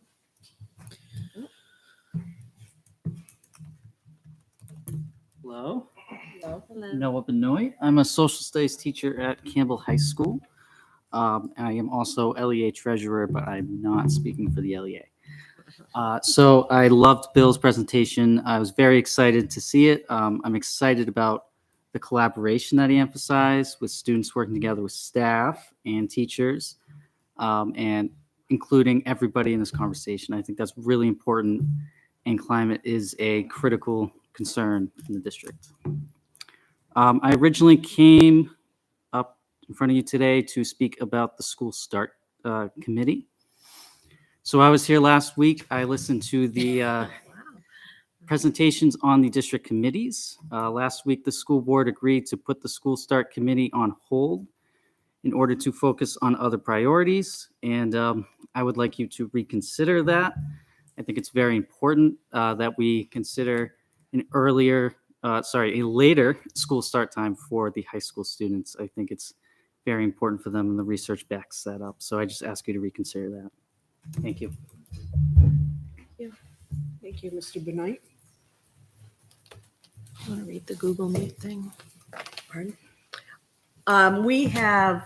You can join by phone, and I'll give the phone number, correct? Is that how I do it? Yep.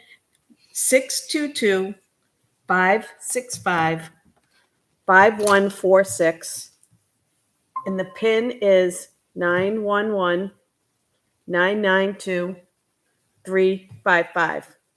Can you say the number again? I think you said 622. Oh, sorry. 1-662-565-5146. And the PIN is 911-992-355. I say it like I want to be able to write it down. I'm not a fast writer. And I think pound at the end of that, Ken. Yeah. I think you have to hit the pound sign Pound key. or whatever they call it now. Hashtag. Mhm. On my phone. And I opened the link, but there's nobody there.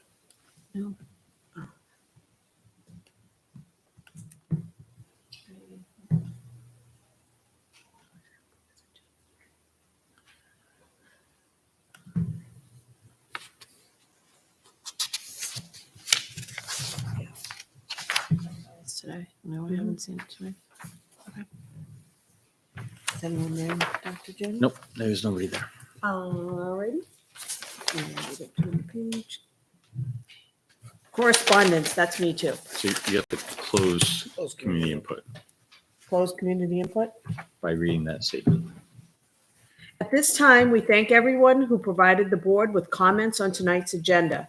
We have now ended public comment session number 1, and the board will conduct its business in view of the public. No further comments can be made by the public during the meeting. There is a second public comment session prior to the end of the meeting.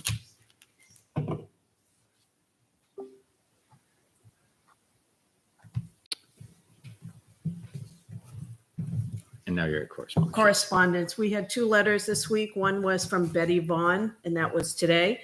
She wanted to know if we were having a retreat, and the Litchfield Democrats met a few weeks ago, and they discussed the idea that we may be meeting with area groups. They would be interested in being kept up to date on various school activities if you decide to meet with groups. And they left their email for us to discuss.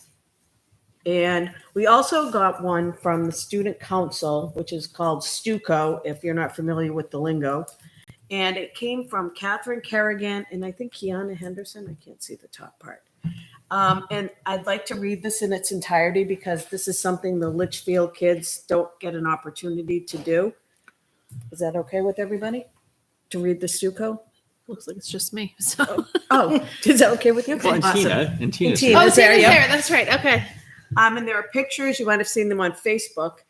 Growing up in the town of Litchfield has allowed the majority of people to live very fortunate lives. Many of the Campbell students have never truly experienced the difficult parts of life outside of their hometown.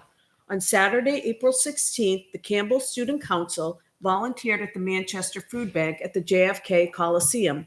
Students were truly amazed by the kindness and generosity of the group of volunteers who do this every week.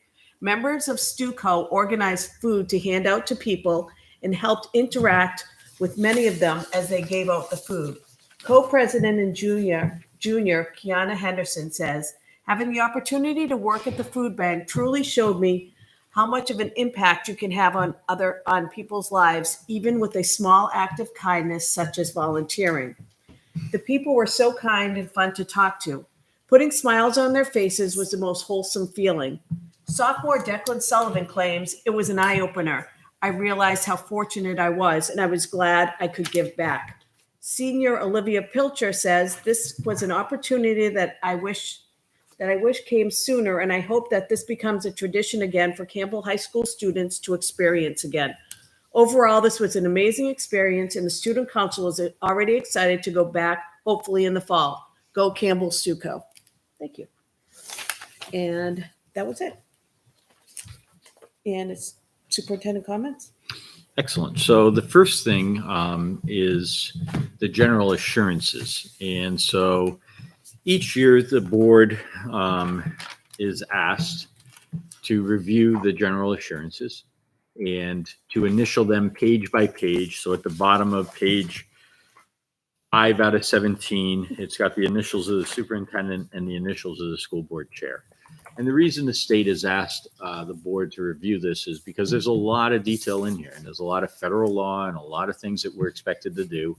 And it's important that board members understand that when we accept federal grant money, whether it's ESSER money or title money, that we're assuring that we are doing the things that are listed here in this document.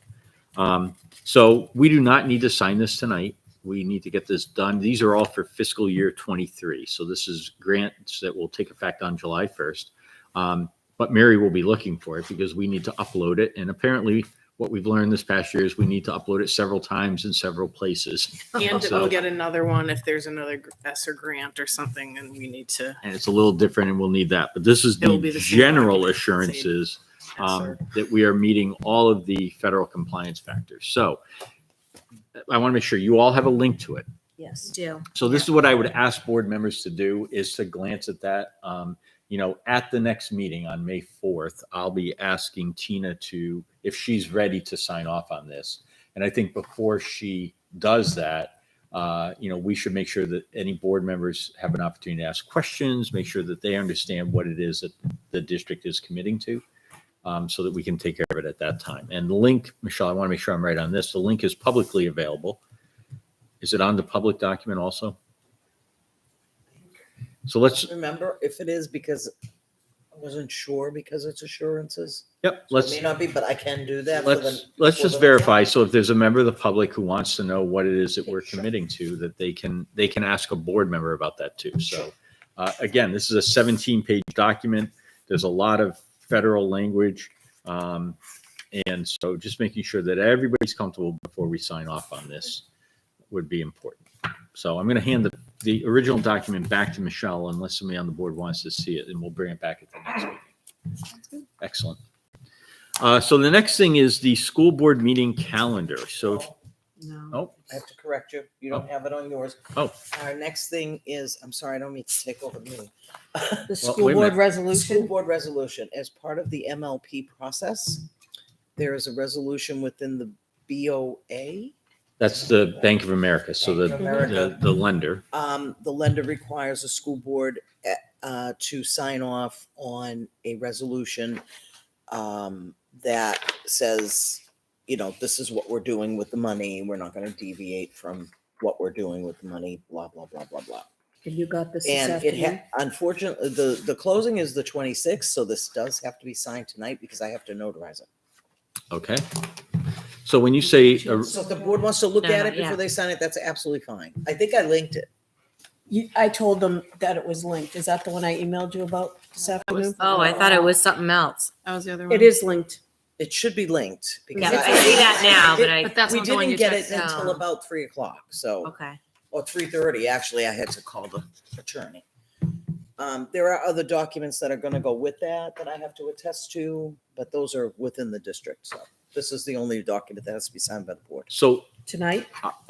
well, the problem is the closing is on the 26th. And so I think, unless I'm wrong about this, that the document more or less summarizes that, that we are a legal organization. We took the action on behalf of the vote of a legislative body and so forth. So, but I want you again to feel comfortable with this. There's an initial on each page, and at the end, Michelle, it's not even clear to me who's signing. Is this Corey or me, or is it? Either the board, well, we need two motions, okay, actually three. The board can authorize you or Corey to sign it. Okay, The motion for the board to authorize the vice chair, because the chair's not here tonight, she's remote, to sign it. And then a motion to approve the resolution, and then a motion for the board vice chair to be able to sign it. okay.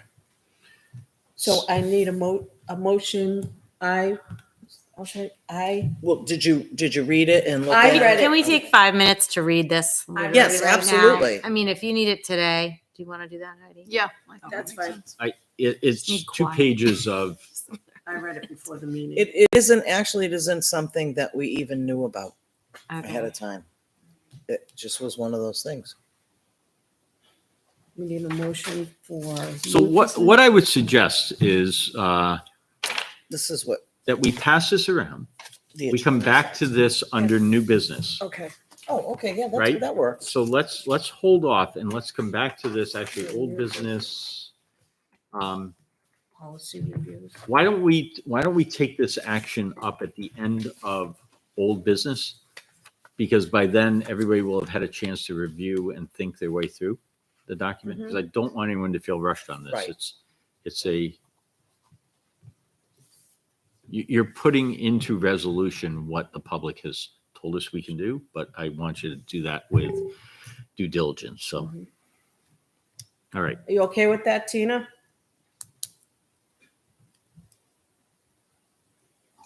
Yep, that's okay. I'm running through it a couple times now. That's fine.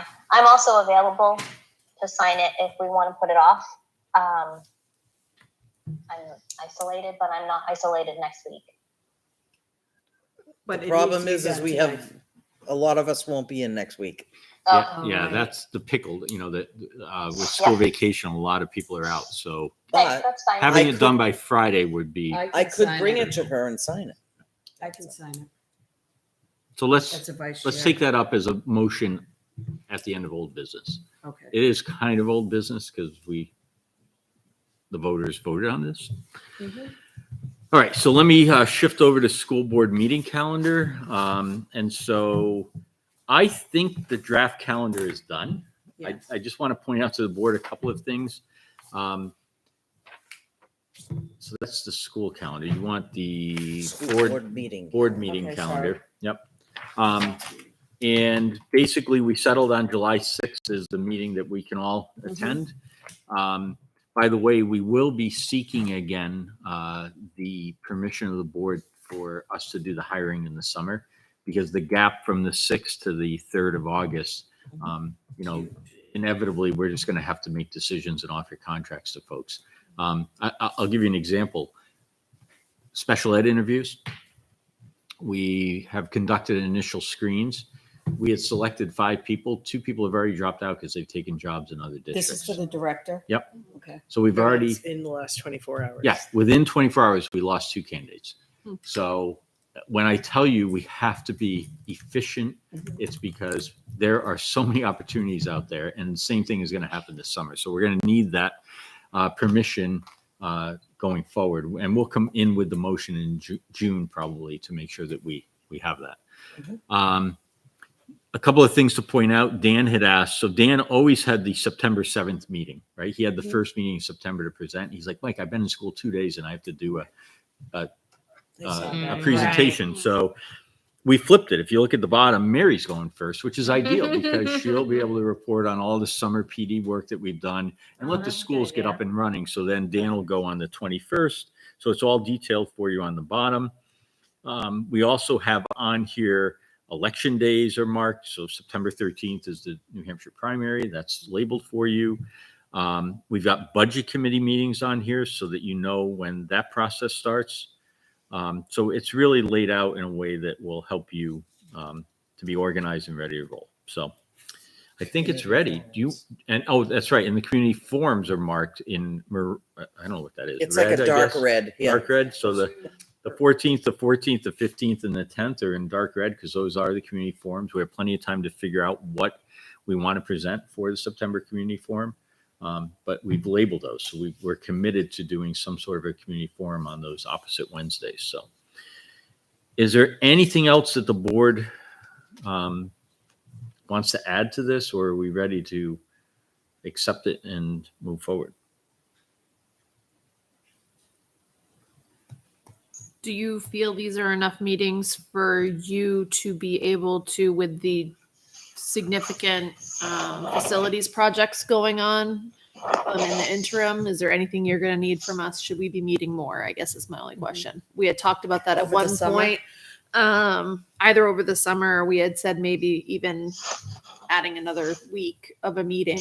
So do you feel these are enough meetings and we can call additional meetings as needed and post? I think that's the key thing. If we need the meeting, I mean, we've done that a couple of times this month, right? And so if we have to call a meeting, we'll call a meeting. And, we're pretty good about polling the board and seeing when folks are available to do that. And I think with the building projects, the good news is the projects are approved and are plugging ahead. The bad news is the timelines are just ugly because, I came from the walkthrough for the construction manager for the new elementary school. So we want to hire somebody on board to help us get the numbers tight. And everybody who was in that meeting, they all just said, never seen anything like this. Delay times that are just unprecedented. And that it's rapidly changing by the week in terms of how far stuff is backed up. So, if anything, I think that reality of supply chain is going to slow our project down at LMS and not really slow us down at GMS because it's all theoretical paperwork right now. But the idea that we're going to have a brand new elementary school opened in September of 24 probably is not even close to reality. And that's just something that, we just have to know going into this, that it's just going to be bogged down. And no, I asked the question in the meeting. I said, so put your crystal ball on. Is it just going to get better at some point? And everybody feels it is not. They just think this is sort of the new normal until there's a massive correction of some sort down the road. So long answer to, I don't know that meeting more often is going to help us much. Okay. Because I think there's a slowing down effect of the nature of things right now that will carry the day. I think all of us have been and will be continue to be flexible over summer, especially with the use of technology. We're here if you need us. Thank you. So Michelle, do we need a vote on this? We do. I'll make a motion to approve the draft 2022-2023 school board meeting calendar. Second. All in favor? Tina? Yes. Tara? Yes. Heidi? Yes. Liz? Yes. So 4-0-0. Thank you for that. Next up, Can I just ask, Michelle, Yes. the next school board meeting, can we each have a color copy of this approved schedule Absolutely. and the school calendar schedule? I gave you a school We calendar. have one. It was a draft. This one? Yeah, it still said Yeah, It draft. still last says time it draft said on It it. still says draft because Yeah. that's what I downloaded. That's what I got. Okay. Yep. I'll get a new one for you. Let me just write that down. Okay. Can we also, I'm sorry, I know I'm, but piggybacking off of that, can we make sure that that calendar is easily accessible on the website since it has been approved? The 2022-2023 calendar. People are still asking. People are on still Facebook. asking for it. And so I have been able to send it to people through links on the agenda. But to have it on the website so they can just Yeah. click on it. Absolutely. And I Perfect. think we should put it on our Facebook page. I don't know if you and Tina have access to the Facebook page. Tina? Yeah. Yep, I do. Perfect. Just people are already starting to plan their February, April, sure. Yeah. vacations for next year and want to know when vacation So Michelle, falls. once that's on the website, maybe you could just, It is on the website, isn't it? What? The calendar for next year? well, that's what It's you're e- talking It's about, not right? on Putting the on website on their Right. calendars. It's when you go into school board agendas and click Oh. on the meeting agenda and the drafts. Oh. It's Should in there. link to that. Well, we can talk about it Yeah. after. Yeah. We'll But Okay. let me check into it. we'll make sure that that's So you want easily color accessible. copies of both the school calendar and the, okay. School board meeting, yeah. School board meeting calendar. Okay. Okay. So next thing, I just wanted to address LMS Gym. So rumors fly like crazy.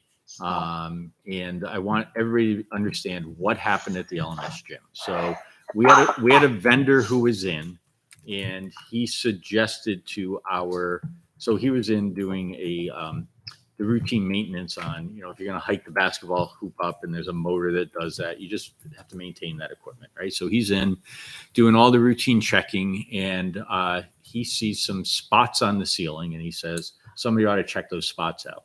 Well, the problem is spots on a ceiling could be nothing. They could be paint stains. They could be, some kid threw food up there for all you know, or they could be something pretty bad. So we, out of an abundance of caution, acted as if it could be something that was pretty bad, called in a company who then took the time to clean what was up there and attempt to identify what it was. And they got everything cleaned, but of course, cleaning involves bleachy smelling chemicals and people in white suits doing cleaning and so forth.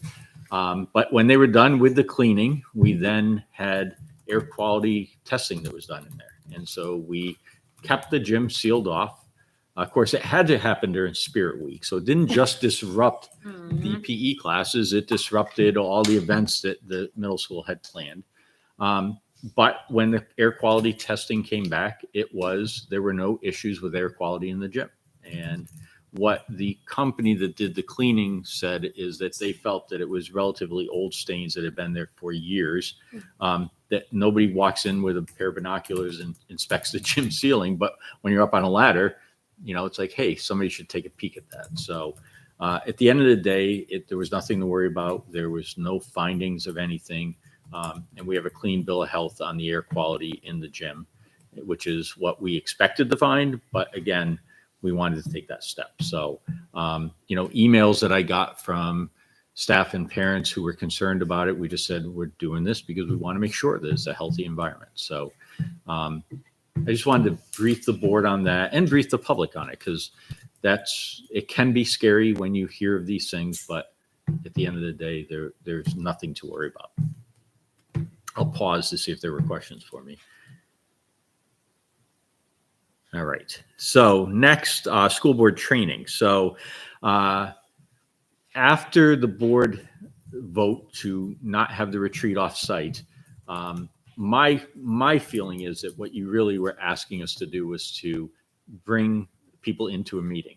That, the difference between a meeting and a retreat is kind of hard to discern, but that we didn't want to have off-site. We didn't want to be off camera. So that's why I just invited Bill to come tonight. And I'd rather that we spend the time in this forum hearing from him. And so school board training, we have rescheduled Barrett and Will to come. Their next available date was June 1st.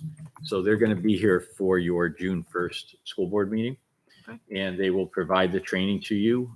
They are comfortable doing it on camera in a public format. They said they've done that in other school districts, and that's not an issue or problem. So they'll be able to walk through it, answer your questions. How much time is it going to take? Do we need to have a separate meeting for that? I think we just build it into the agenda for the evening. They're about an hour. And so Bill's presentation tonight was about an hour. And we'll just make sure that we try to schedule the rest of our work. And quite frankly, if we put too much on the agenda, we'll postpone something and if it can be held off. So can the community ask them questions or only us? So we should ask them that when they come, because, remember, the community provides input. Mm-hmm. They don't participate in the training. So I don't think somebody from the community could be asking them questions per se, but they could certainly email questions to board members in advance that you could then ask in terms of the role. Yeah, that's good. Mm-hmm. So that's what we have scheduled at this point. So I don't intend to try to schedule another retreat or call a meeting here a retreat, because I feel like it's a meeting. And then we'll try to manage the agenda in a way that will fit everything in, if that's okay. That sounds great. Perfect. Last thing for me, or second to last thing, is end of the year schedules. So Tina had asked me to try to capture an end of the year schedule. And so I asked all three principals to submit into us what the end of the year is looking like in their school. We have the middle school schedule. It's there for you. I anticipate that both GMS and CHS will be getting us end of the year schedules pretty quickly, so that we'll have those for you. If they come in before the next meeting, we'll forward those out to board members so that you have it. Can we post this on our Facebook page? For parents? I'm just curious, like the LMS page. I don't know if that's, do you know what I mean? So to be honest, I don't know who the audience is of this. I mean, it came it here. Looks like, does it look like it's for parent? I don't know. It says like, well, there's the a retirement party on there that shouldn't be there for the community. I don't think it says staff, but this shows when the school dances, the Mount Washington for all the 8th grade trips. I think that the groups that each event affects will be notified for each event, but as board members, sometimes we're invited to things. So that's why I asked for kind of an all-encompassing, what does that look like? I don't know if it's necessary to put everything for all three schools out as a communication. I'm not sure. So I was just curious, there's always people asking, and you see it, we all see it. Mhm. But even if we ask, no, I guess. If we can just make sure that like cross-reference what's on that list that is for the public to make sure that that's on the calendar for the district, then we would be all set. Right. And I but think I it's mean, I think the admins are doing a good job letting everybody know. So I was going to say, I think For it's the up most to the part. building admins to put this information out. And from the looks of it, it looks pretty similar to a summary of calendar events Yep. that we see on the high school's Right. email blast anyway. And the middle school usually encompasses the next week or two. It doesn't necessarily go into the next month, but I would leave it up to the building administrators to determine how much information to put out there. Yeah. Thank you. Better said than I could have done it, Heidi. I don't know, I like everything in one spot. What understand, I yeah. think that's almost Jen's master schedule. And Right, then okay. she's farming it out as needed. So I think Shooting I think it emails, yeah. answered Tina's question of the master grid. Mhm. And then, I mean, they'll be sending it out individually, but And LMS doesn't have a whole school calendar on their web? they do. Okay. Actually, if you go to the LMS website, they have a whole school calendar that Oh. probably incorporates a lot of that this, detail. yeah. Oh, good. The other two schools do not. And that brings me to my last point that I wanted to make is that I want the board to know that we're actively discussing what to do with our website and our web communication. So Michelle and Chris Janrog, our IT director, and I have had a couple of conversations. We're examining what's the right way to approach this work, who are the right people that we want to invite to be participants. And so I believe at the next meeting, you're going to get a presentation just about our website. And, you know, we're examining a whole boatload of things. Right now, kind of everything's on the table in terms of how do we make sure that what we do is easily accessed in a mobile environment, because it seems like more people are accessing information on mobile devices than computers. And so we just want to make sure that we're making smart decisions going forward. And so you're going to be hearing more about that. But conversations tonight, like the calendar, you know, so then the challenge is who's doing it, where's it going, how do you make it accessible, all that stuff, because those are the things that parents want to be able to access. First We need page. to work at it. Yep. And what's for lunch? So that's up and coming. So stay tuned. If we do this right, we'll have something done. We'll have active, visible change before next year. If it could take longer, depending on the direction that we end up going, but you know, we'd like to come up with a solution that improves upon this before the start of the school year. So we'll see. Will you give us examples of other schools? Like look at this school district and look at Goffstown, I guess I could do it myself. Let's see what Pelham has. I've never really looked at other ones besides Hudson and Litchfield. So that's exactly the intent of the process. So when we lay it out for you, you'll see that exactly doing that is what our goal is. Great. Yep. And that's what I had. Although one thing I just wanted, so I did not want to respond to Darlene when she was up here, but I do want everybody to understand that Darlene and Kathy were in the first meeting because we want to involve everybody. I just have to say that. It's very easy to revert into teacher talk when you're talking about this work. And so there's never an intent to slight. However, I want Darlene at the table because she calls me out on that, and Kathy calls me out on it. And that's what they need to do, is keep calling us out on it, because it's not an intent. I think they know that. That will in help our the part. culture if they feel included, because I was a para at CHS. I get it. And so I thank them for bringing that up, because that's not what we intend to do, and yet we still do it. And Bill doesn't intend to do it either. No. And so the fact that was said is beautiful, because when we design the surveys, there'll be a fourth column in there, won't there? Yeah. Darlene's going to make sure there is, and she should. And she should. So thank you, Darlene. That's all I got. Great. We have general business, a public School board comment. Oh, it just says school board. School board comments. Do you have any comments? Anybody? I just want to piggyback off of what Mike said. One of the lessons I'm trying to instill in my 11-year-old, and she's not always understanding it, is when it's not about what you intend to do, it's about the impact and the hurt on other people. So you may not intend or want to hurt someone, but the impact and the hurt is there. And so to that extent, you apologize for it and you say, I'm sorry. And you try, because you're not intending to exclude anyone. So I hear you and I appreciate you calling us out, and I would like to do a better job with that. So Well thank said, you. Mrs. Abrams. Yes. Now, if anyone could tell my 11-year-old that would be great.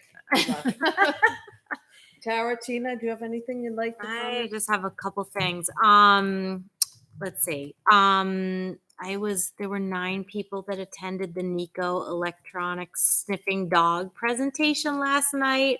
I was sad that there were only 8 people there. But I posted a little video, so maybe some other people got to see it, but it was a really great talk that that particular officer gave about protecting our kids. So, and I know that there was an assembly on that as well. So the kids got the message, and hopefully it's opening the doors to some conversations between parents, guardians, and their kids.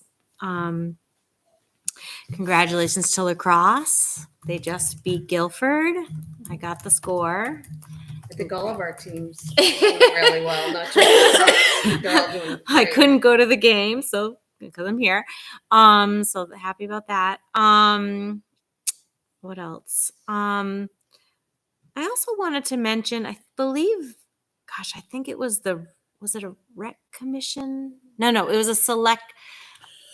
I've been listening to a lot more town meetings lately on my walks, my dog walks, and one of them, they were talking about livable communities and focus and going for that application. I believe it was a selectmen's meeting, and if the selectmen approved to move forward with the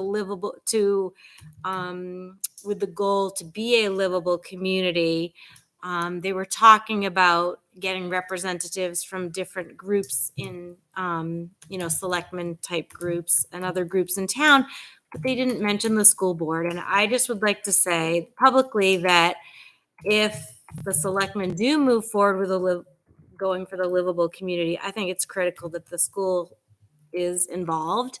And I think that there would be a lot of benefit building those relationships with our community elders. So I would invite them to ask us.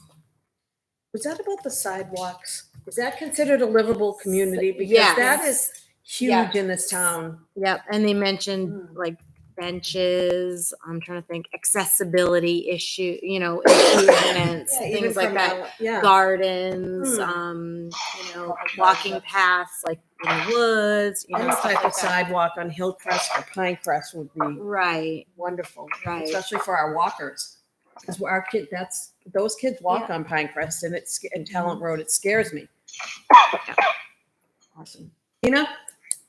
I am fading fast, so I am. I'm gonna go ahead and log off. But before I do, I just want to let the board know that I received an invitation from the VFW of Hudson today. They're honoring several of our district employees with Loyalty Day awards. Bob O'Neill from GMS, Kathy Cittolo from LMS, and Mike Perez from CHS are all being honored at an award ceremony on Friday, May 6th at 7 p.m. So I just wanted to say thank you for that recognition, and I'm planning to go. If anybody would like to join me, please let me know. And congratulations to everybody who's been recognized. And I'm going to sign off and get some rest. Sorry, guys. Feel better. Thanks, Tina. Good night. Thank you. I have no comments. None. That's it. One thing I forgot to mention, so John Latche had reached out to me. So his TV show is being filmed tomorrow night. So so he's asked me to go on. I'm not sure he said I'm the Mike Wallace of interviewers. So I'm like, I don't know what that means, but anyway, so I will be on John's show tomorrow. And I think it's, an opportunity for us to let people know what it is that we do in the school district. So I'm happy and delighted to be invited, and we'll look forward to how that turns out. Will it be recorded? That's my understanding. It'll be recorded in Litchfield TV? in Yeah, it Litchfield. always is. Surprise. You have an assistant now. Public minutes. All right, public minutes. Would someone like to make a motion to approve the public minutes from April 6, 2022? I'll make a motion to approve the public minutes from April Second. 6th. All in favor? Aye. Aye. Can we do aye now? That's Not, yeah, you don't Yeah. have to do it. Aye. Aye. And 300. That's weird. Sorry, dry. Budget transfers? Yep. So in the document, and Corey was going to try to join us, but he's been a little under the weather. So maybe it's good that he's not here. I'm not sure. But at any rate, there is a list of budget transfers that appears for you. And so we're asking the board to approve the budget transfers. These go back to the, I think the start of the year. I think these are all the budget transfers. I think that we've we done. I brought one forward at the beginning of the year, but I don't Yeah. remember. So I just went back to the beginning of the year again. These were just posted today, right? Yeah. We don't have a chance to look at them when they're posted the day. well, I- There he is. Oh, there he Right on is. time.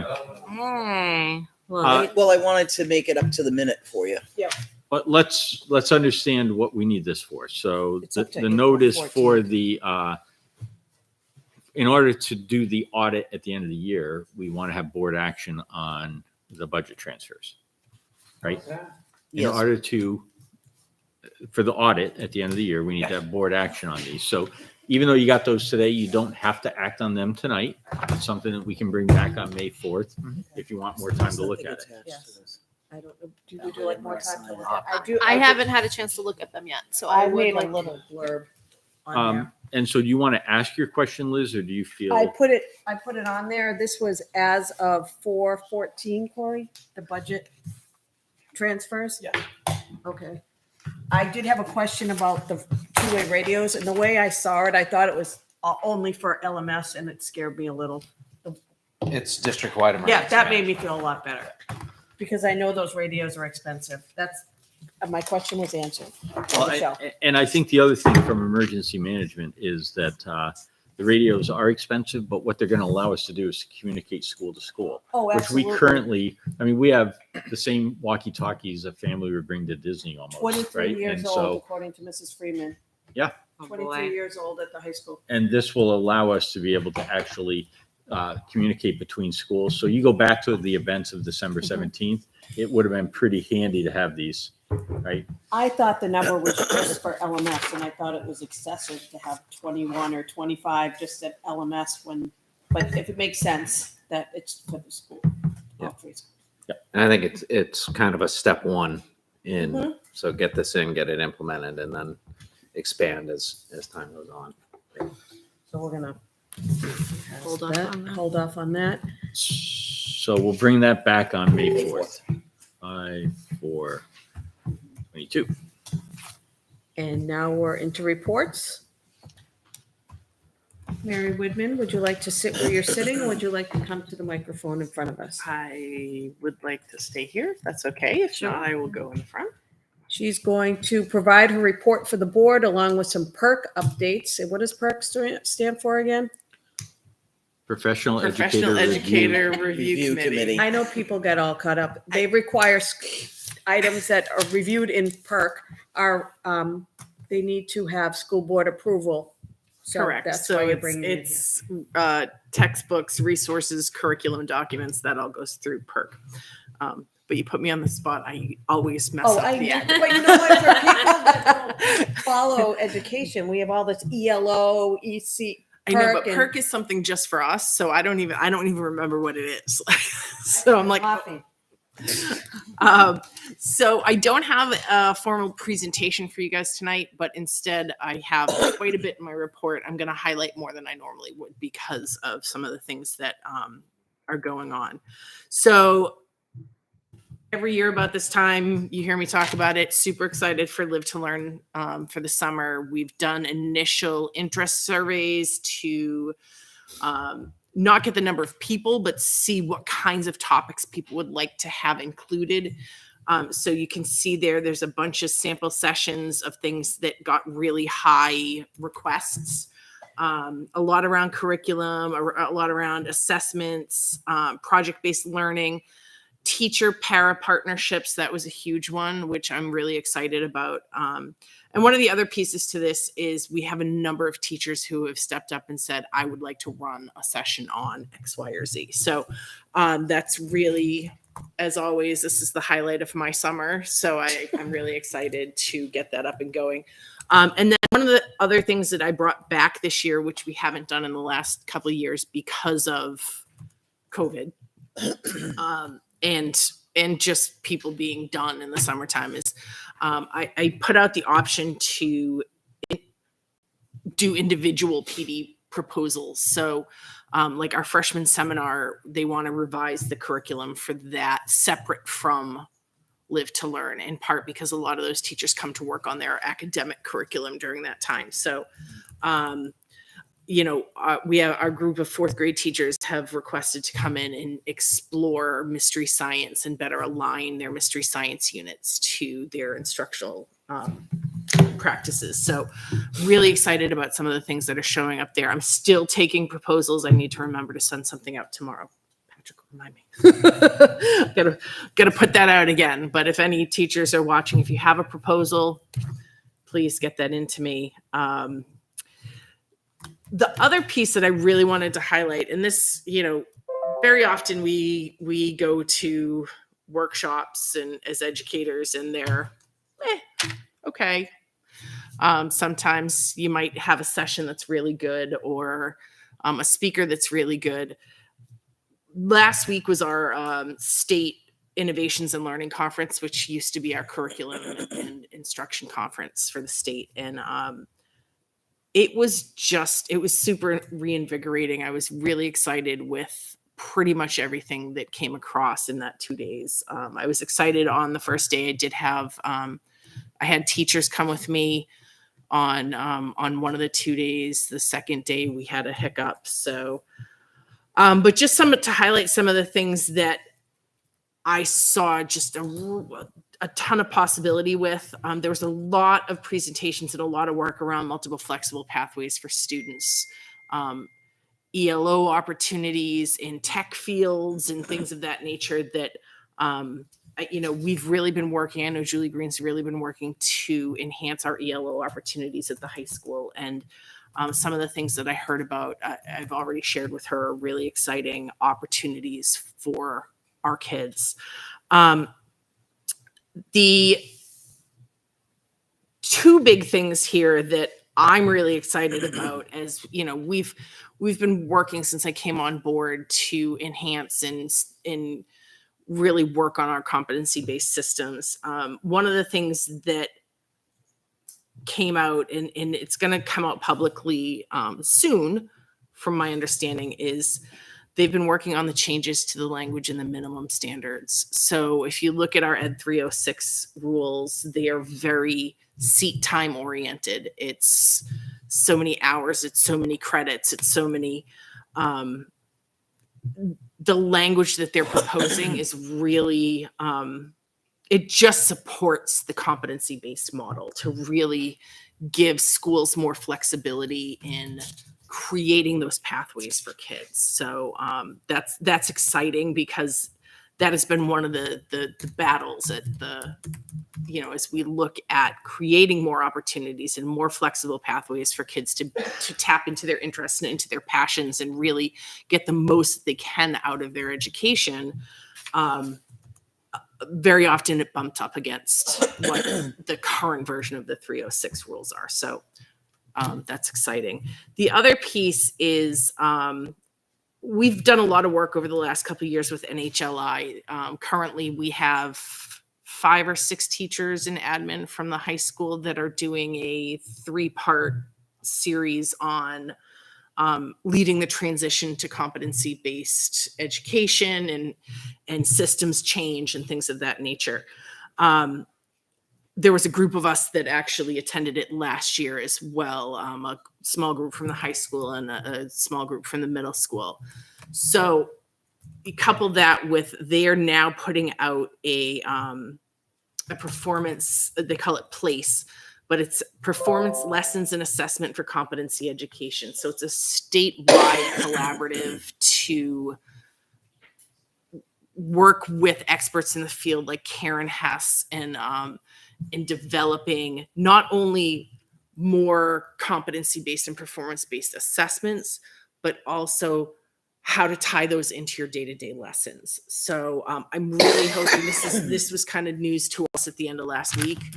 I'm hoping to be able to get some people involved in that. And then there's a summer session, which they said they can be flexible with if we're not prepared to start in the summer.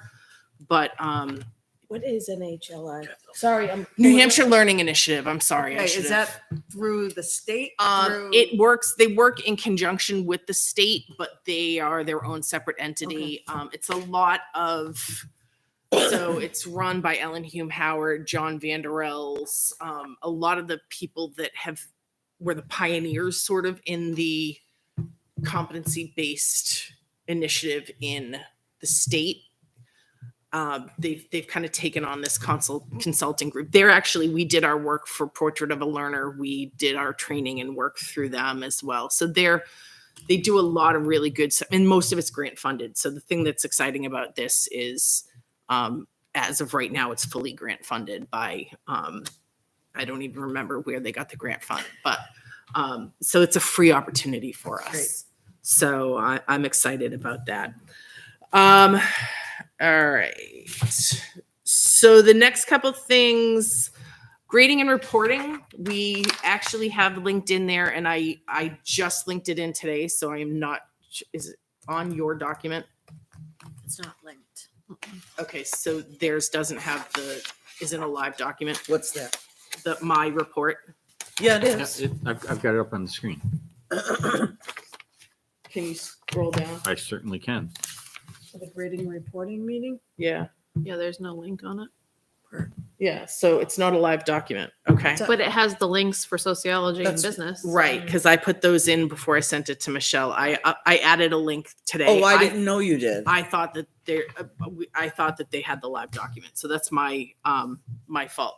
But that pretty much sums it up, don't you think? What's the link have to do? It's the reassessment, The rubric or the matrix. reassessment draft that Oh, we had yeah. talked about yesterday. So I will send it out to you guys. So the grading and reporting committee has been working most of this year on a common reassessment plan for the district. We know that it exists in different buildings and it's implemented in sort of, I don't want to say it's implemented in pockets. I think that the way it's implemented is different from level to level. And we really just did a lot of work on standardizing language and practices with some differentiation between the elementary and the secondary groups. So it doesn't look the same at the elementary school as it does at the middle school and high school. So we are at the point where it's gone to the buildings for feedback. It's come back. We've revised. We sent it back. We are at the point now where we're comfortable sending it to the board for feedback. It's not for approval at this point, but I am asking the board to take a look at it, and we welcome any feedback, and we'll address that in our next meeting. We also were working on a consistent practices document, not necessarily consistent practices across the district, because as we know, with the developmental levels, it doesn't make sense in a lot of things to have them exactly the same. We make sure that they're aligned, but that document really is to help us. One of the things that's come up a little bit as this year started out was just consistency of practice within buildings. So we're working on that. That document is not done, but when it is, we're working on the communication plan within each building of these are our expectations. This is who we are basically in terms of grading and reporting. Moving forward, we're really looking at our portrait of a learner traits versus our work study practices. That was work that we've talked about starting, but haven't had the reassessment and the common practices has kind of taken the majority of our time. And working on parent community education. Those are our two big things for this spring, summer, and into next year. So PERC, just to give an update, and then we do have a couple approvals.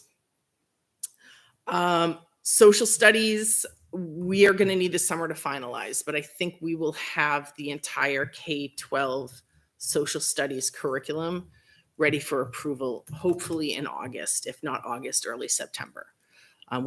They've been doing a lot of work on that, and we've been able to get, I've met with all of the elementary teams to, and we've talked about some jumping off points so that we can get that included. I stated to the board before that I thought we would only get the 5 through 12 approved this year, but I'm holding off so that we should be able to get the K through 12 approved by the end of the summer.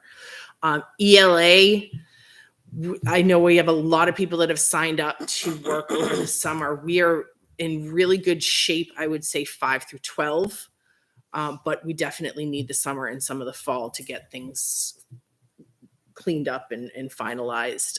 K to 4, we're going to hold off on that and work on that next year as we are piloting new ELA programs next year.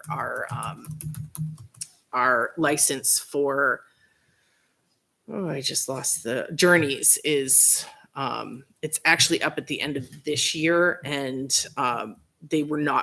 we didn't want to run pilots of math and ELA at the same time. And since we were piloting with math this year, we decided to hold off and we'll pilot for ELA next year. And at the same time, write the finalize the elementary documents. In science, that's the other one that people are chomping at the bit for, but we are going to start that work this summer at all levels. We held off on that a little bit because we've had more turnover in that department, and especially looking at the high school with 3 new teachers this year. I did not want that to have to be a priority while they were adjusting to a new school and all of that. So we're going to start that work this summer. So there are 2 pieces that have gone through PERC that need board approval. One is a proposed sociology textbook that is linked in there. This was proposed by Dave Gingras. He looked at a couple of them. This one was just off the charts compared to the other ones that were there. And our current texts are 20 years old. So You need a vote on this. we need a vote on this. Make a motion to approve the sociology textbook. Wait a second. All in favor? Aye. Thank you. He will be very happy about that. We've talked, this was not originally in the budget, so I'm looking to, and Corey doesn't know this yet, and I'm glad you didn't approve the transfers because I've got to transfer some stuff to do some textbook purchases with year-end funds. But this book may not actually, Dave and I have talked about the fact that we may not be able to purchase the sociology books until the next budget year, but I wanted the approval. I told him to get the approval in and let's get it. So How many sociology students, I can't stop saying kids, students take it per semester? Like, do you need 30 books? Do you need 60 books? No, we would need one set. So I would probably do a set of 30, I think is what would be reasonable. But we also are trying, because of the US history change, we have already approved US history textbooks, and we have to we're doing a half and half hardcover and license for that, so that when we do merge, we'll still have the hardcover and we can have the licenses for the kids. Is that to get the online version? Yeah. Which is what they mostly use in college anyway. They Right. should get used to using that. Right. But we'll have a full set of hard copy books minimally when everything comes back Can together. I ask you one more question, going back to the other thing, or do you want me to wait for all my questions? The at end? sociology textbook or what? No, about grade, when you're doing the competencies for Mm-hmm. the, are you looking at common summatives? Like if we all teach third grade, will we all give the same test? So that Is that a has goal? that, yes. All And right. that is something that we've been talking about and they've been working on. I know They do that in their perk or their. in their common Yeah. planning time. I know we've had a lot of conversation at the high school level about it and at the middle school level. And so we've started to look at that, looking at competency-based assessments, looking at common competency-based assessments. It's not as It isn't as easy because everyone wants to put their stamp on it. It's not that it's not that easy. It's honestly, for us, for the most part, we don't have a lot of overlap of teachers teaching the same courses. That's a good point. You're right. So when you look at creating common assessments by course, for a lot of them, they're individual anyways, Okay. because it's, There's only one there's teacher one teaching teacher freshmen. teaching. Yeah, that's changed over the years. Yeah. Okay, So, thank you. but that is definitely the conversation, the work that we're doing, and looking at the more competency-based rubrics. Those would be Because standardized. it seems like you don't have to reinvent the wheel. Right. Like, Correct. Yeah. Okay. Thank you. Sorry. So the other thing that we have here for approval is our business competencies. We had, it was brought to my attention that we have a ton of business competencies, and they're not really competencies. They're just specific, very minute specific skills. So I did some work with Dana and with Kim Barnett at the high school, and we borrowed some other district competencies that I helped write anyway. So it's, but we looked at them, tweaked them for us, and they're really excited to have actual more widely encompassing competencies and having the same competencies for multiple level courses. So if you look at what our current competencies are, there are different competencies for accounting 1 and accounting 2, because they are so content specific. So this brings them more in line with the other subject areas that have a set of competencies for the progression of the course. So I am looking for the board's thoughts and approval on these. I just look at the marketing one, and to me, the first one just seems like the emphasis is only or primarily on identifying the consumer needs. It says in order to develop a marketing solution, but it doesn't seem like the marketing solution and the creativity involved in that is going to be part of the assessment. Or am I incorrect in that? Are all the It's in both order pieces. to? In order to is really your end product. Part of it. Okay. Right. That's your end I just product. wanted to make sure it was part of that because I read it as really just the first part, which No. feeds into that, but Right. the evaluation would be on the first part of it. That's the difference between if you look at what we had for competencies before and what we're moving towards. It's not just the what, and it's not the what and the how, because that backs us into a corner. It's the what and the why. Like, what is that end product? Why do they have to have this skill, and how are they going to demonstrate it? And that's so the skill that they really have to demonstrate there is developing a marketing solution, right? Based off of what they learn. Okay. Was Mr. Barassa involved in these? Yeah. Mr. Barassa and Mrs. Barnett, who teaches our personal finance courses. I'll make a motion to approve the business competencies as outlined in the link. Do I need to say each one? Okay. Business competencies. I'll second. All in favor? Aye. Aye. 300. Thank you very much. The only other thing that I have in my report are current assessment timeframes. We have our 11th graders took the science SAS today. I believe this morning. Yes, I'm looking at my dates. And we did finish SAT and the SAT makeup day, and I'm really excited that we are. We ended up testing 107 of our 111 juniors, getting us to the 96%. The state is enforcing the 95% participation this year. So, if you're not aware, if the schools do not get to 95% completion of the assessments, then those remaining students that opt out or don't show go in as zeros to our scores, or go in as.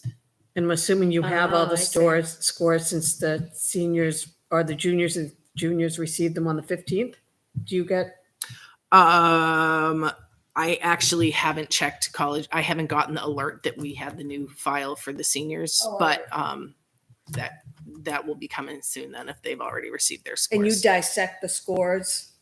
I work with we met as a leader, the high school leadership team, to talk about how do we look at those individual areas that we're underperforming in and pull sample questions and look at the, to be able to model moving forward.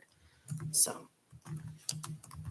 and we'll do more work with that, especially if once the scores are released in the College Board Forum, we should have access to the specific questions, unless they swap that like they've done a couple years here. So, and that is it for me. Thank you. Anyone have any questions or anything from Mary? Corey, you're up. Business Administrator's Report. All right. Vicky. I'll give a few project updates. In terms of LMS, the GMP, Guaranteed Maximum Price, came in on the 14th. So we've now signed that addendum. So North Branch has the authorization to go ahead and start ordering materials and start working on the phasing of the project. We've been providing documentation to the Bank of America for the municipal lease, which is set to close next Tuesday, so April 26th. We continue with our weekly meetings on the project with the team each Tuesday at 10 a.m. And we'll discuss the commissioning agent in the committee reports after this. GMS, Kyle Barker, the architect of record, they presented the feasibility study for GMS and the new elementary school to the Facilities Planning Committee on April 13th. The priority right now is getting the state building aid application done for June 30th. There's quite a bit that goes into that, and part of it will be if we can secure a site. That's a big piece of that application. So, and as of the last Facilities Planning Committee meeting, we started live streaming and recording the video so the public can be more aware of what's going on. And I can update that as of today, we had the preliminary meetings with construction managers to bring them on board, which will be an integral piece to getting that state building aid application done, as well as they can put more accurate pricing to it than the architect team can. CHS lighting project. As of the last update that I got this morning, they were going to start installing some of the materials that they had received. As of today, they've received 230 pieces of the materials that they needed to start. They're waiting on 1,000, but they can start getting going tonight and over the next couple nights. Did they finish the outside? 100%? Yes. Because I always thought it was dark in front of the ironed in. Have they put a bigger light out there? I'm sorry, you thought it was dark where? So in front of the The weight thing room when area. the kids are coming and going at night, there was a yellow light. I haven't been there lately. I don't know if they fixed I it. think there was There's a one, yellow. that's that fixture that's on The the building. fixture they're waiting on. Yes. Oh, all right. That was my Yeah. question because there's a lot of action there. I know when they it's dark. finished the light posts out in front of the building now. Those have new, You're right. yeah, they have new fixtures on them now. So Right. those are good. I know they were waiting on a couple. Oh, But- all right. That's just a dark spot in my opinion. Yep. coming and going from the gym and games and basketball and stuff like that. Other stuff, I have the general fund financials and the food service financials as of this past week. So I've taken into account the fund balance of the $125,000 that was approved to go over to the Capital Improvement Trust as of July 1st. I've included a preliminary listing of year-end spending, which is mostly focusing on security type initiatives at this point, as well as some of the projects that, like the CHS booster pump, that will be reimbursed through impact fees, and the stage elevator down at LMS that failed inspection this year will need to be replaced. It's original to the building. Food service. Thanks very much to the federal reimbursement of all provided meals to students free of charge. We are $108,000 in the black, so doing very good. Have to be conscious of that as we transition next year into a paid meal program again. So they'll have to be very conscious of the spending that goes on in the program, as well as, just trying to keep up that participation, because I anticipate as we go back to paid meals, we're going to lose some of that participation that we've gotten over the past couple of years. Yeah, let's see.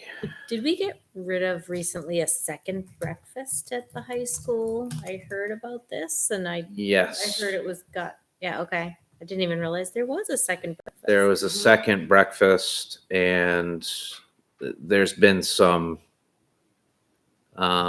problems in staffing the cafeteria, making sure there's proper supervision down there at the time, and just between Mr. Perez and Lauren, they decided just to shut it down at this point. I believe that is all I have for tonight. Unless anyone has any questions for me, I will get the payroll manifest in the backup. I have a question about the bleachers at CHS. I'm wondering what the status is of. Josh Knight is working with Kidwell Builders It's coming. There are and spikes. Micah Wilson to get the pads laid so they can get that Soon. Okay. very soon. Yeah, That's I what- talked to Micah the other day. Looking good. which fortunately we had put aside. I think we put aside $16,000 at the end of last year to get that completed, and the quotes came in significantly less than that. So we will save some money in there. Thank you. So are they on track to be done in a couple weeks? Is that what you're saying? Or I didn't get started an in a exact couple time of frame weeks? from Josh. I just know that he's been working with Micah and Kidwell to get it situated. Kidwell's gonna dig it out, and I think he's doing the excavation in the building of the bleachers, and Micah's laying the concrete pads. pad. I was just there. All right, we are. Just Corey, can you just provide, because I think you sent the board an email on the Yes, the audit, audit. lawsuits and claims, and I think we should disclose to Oh, the public yeah. that communication. So note 15 in the audit, page 33, it's contingent liabilities. And based on each year when we complete the audit, they send legal confirmation letters to the law firms that represent the district. They either disclose, is there a amount payable to them as of June 30th, or are there any outstanding cases? Based on those legal letters, there are no outstanding cases. There was a liability due to one of the firms at year end, about $2,700. And that note doesn't necessarily mean that there is something going on, but there is always the potential in a school district when you're dealing with special education, especially special education. There's always the potential. So they disclose that in the notes of the financial statements as a possibility. But there are no pending. There are no pending. All set. Any more questions? Anyone have any more questions, comments, concerns? And now on to committee reports.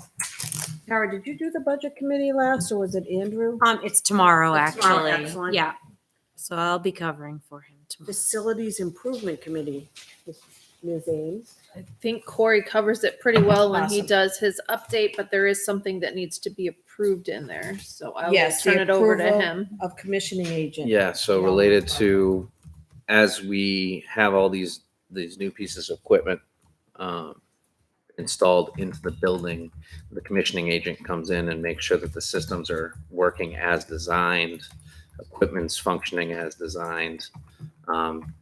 Really they work on our behalf to make sure that the construction manager and the architects and designers have put together a good system. So we had put out an RFP. Was it an RFP or RFQ? I always get it's a P. We received 2 from Horizon and Resilient Building Group. Upon review, the major thing that they're both good companies. Thing that stood out about the 2 of them is that Resilient Building Group was significantly less expensive to work with, and we do have a prior relationship with them. They've done work with us in the past, and through the facilities committee, we believe that we would recommend that we move forward with Resilient Building Group as a commissioning agent for the LMS project. I make a motion that we approve the commissioning agent for the LMS project. I'll second that. Just is RBG. RBG. RBG. I actually also thought if anybody has questions about what this commissioning agent is, I thought the facilities improvement meeting that was video recorded did a really good job explaining what it was. I agree. So, yeah. And the key being, like you said, they work for us. All in favor? I 300. Emergency Management Committee. Tara? It has not met since the last time. Grading and Reporting Committee. I think Mary, Heidi Yeah, and I went to that. We went yesterday, and I think Mary covered it in her Very report. well. Joint Loss Management Committee did not meet. PERC, Tina's not here, but Perk hasn't met since the last report out. there's a renewed interest in the school start time task force. I guess, can we talk about that? Is this a Yeah. fair time to talk about it? I mean, I certainly take that feedback and, seriously. And it's something that, again, the concern, I think, when we originally tabled it and put it to the back burner was there's just so many different larger facility projects going on. But I'm wondering if we can start with at least investigating some of the school districts that are in our, I don't know what to call it, our Cohort. comparable, our cohort, to see who has what start time and what their schedules look like. Elementary school, middle school, high school. Maybe we don't have to meet yet as a group, but at least preliminarily start some of that information gathering. And then, Is there a group of teachers besides Noah? Well, so Benoit? we had teachers who were identified to be on it. We had parents who were identified to be on it. And it really was that bigger look, right? We Right. wanted to look at when does the high school start? When do the elementary schools start? What does the data say? What does the research say, et cetera? Part of it, to me, is that the building projects have just been overwhelming on our time. So well, and COVID. I mean, Yeah. it's Well, the two. well, Combined. COVID got us sidetracked, and then the projects have taken over. I mean, Right. we're spending hours a week on the building projects, as you can imagine. They're pretty encompassing. So I don't have the capacity to do the other committee, not to do it well. I also, by the way, I'm sitting here saying we don't have the capacity, and I'm like, holy smokes, you asked us to have a dress code policy. We're coming into, it's about to be nice weather where dress code issues will pop up, and that's another one that we sort of is spinning out there that we haven't acted on. So there's a lot of needs to study these things, but we can take direction on it. I may need to take it back to our team and say, can somebody else serve point on this? Because it's something that that's going to be a challenge for me, certainly, but we can examine it. The changing the schedules is a major a major thing. When you're talking about buses, you're talking about trying to coordinate all those bus routes to get around town and to do what's necessary. I So mean, I think it's April 20th. I don't think any of us have any intention that this is going to take place for, for 22, 23. But if we could start to put those meetings on the agenda and start to address those issues, whether it be during the summer or more than likely with teacher involvement would be in the fall. And parent involvement. And parent involvement, yeah. I think, start that preliminary investigation, but with, like I said, no intention of meeting until the fall. Because I have a feeling people are very strong. Some people might need to change their work hours. Some people, there's a lot, people have a lot, it's a high stake move. I understand the science behind it 100%. But I think that's it why we won't want to hurt. examine Yeah, it. I don't think it would hurt to do some research. I would say if you could take it back to your team and see if there's anyone that's interested in I will, being because point for next year. I know. Yeah, Mary's not it. Yeah. I'm also looking at, by fall, the LMS project will be in full-blown chaos of trying to get that done. And the GMS project is only heating up. So anyway, I'm not excuse making because I'll take the task on, but I just need to make sure we have the right people. No, I mean, the other thing I thought of is I know he's going to be brand new and his feet are just going to be hitting the ground, but this with the GMS and LMS projects, what about CHS? What about Jake taking the lead because it impacts the high whole community, at least having, maybe he'd be interested. I don't know. I don't want to volunteer him and Or overextend right up where him. they can chew in the first year. But something to think about. It's always easy to, to nominate the new guy. Yeah, that's what I'm saying. He's not here to object Not yet. present. So. Yeah. I Probably think he watching has us a lot of remotely, huh, stuff to Jake? do. No. We don't want to do that. Wellness committee, Tara? We did have a meeting. I don't remember the date of it. But let's see, vision and policy rework is on our agenda. That's kind of those are the big items for the rest of the year. We have 2 more meetings. We talked about some potential future items like a survey or wellness fair and a web page update, but those are, we're just talking at this point about that. So if anything, it would be next year. We did ask for a wellness champion at each school, a staff member that might be interested in being kind of the point person to the committee. I nominate Darlene. So we are hoping, those requests are going back to the schools. What else? We talked about communication about the committee. We've done kind of basically like a stripped down version of communication thus far, but really just communicating through school board meetings and our Facebook page, but we'd like to incorporate it into the district calendar, principal messages, and an opt-in email list to like a wellness at litchfieldsd.org. That we don't Newsletter. that we don't have set up yet. Yeah, you can put that on a potential future item list too. So that's kind of what we talked about. We also actually in the beginning, what we're trying to do for these meetings is to structure it so that maybe the first 10 or 15 minutes is really just checking in. How's everybody doing? And we really had a good candid conversation about this time of year. Staff, they're excited because they're seeing a lot of progress with the kids, and a lot of PD is happening, but they're About also what? seeing Wellness? PD about wellness? No, just overall, like they're excited to be taking PD, staff. Do you understand what I'm saying? That like they may be taking the day off to go do some PD. Like And you this think that is the helps time. their well-being? I'm just trying to figure out how it I would has to do with the wellness committee. I was doing a check-in, just like, how are you doing? So kind of on the positive side, they're doing more PD and they're seeing kids are progressing. But, on the kind of the flip side of the equation is that there seems to be a lot of people sick.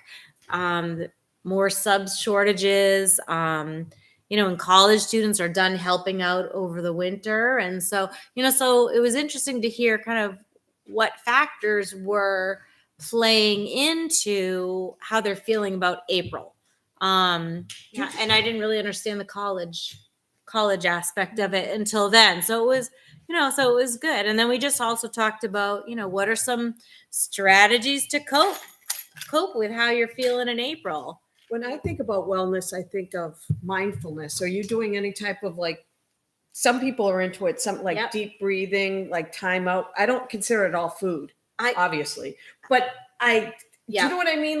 Well, the wellness committee is based on three core kind of principles, physical health, social, emotional, and nutritional health. Because I know there are teachers that can teach yoga, like maybe they'd be interested in doing a yoga lesson or stuff like that. Actually, one of the prior meetings, I did a mindful minute and I played a purring cat, which to me is really, really relaxing. Oh, you're a cat person, we know.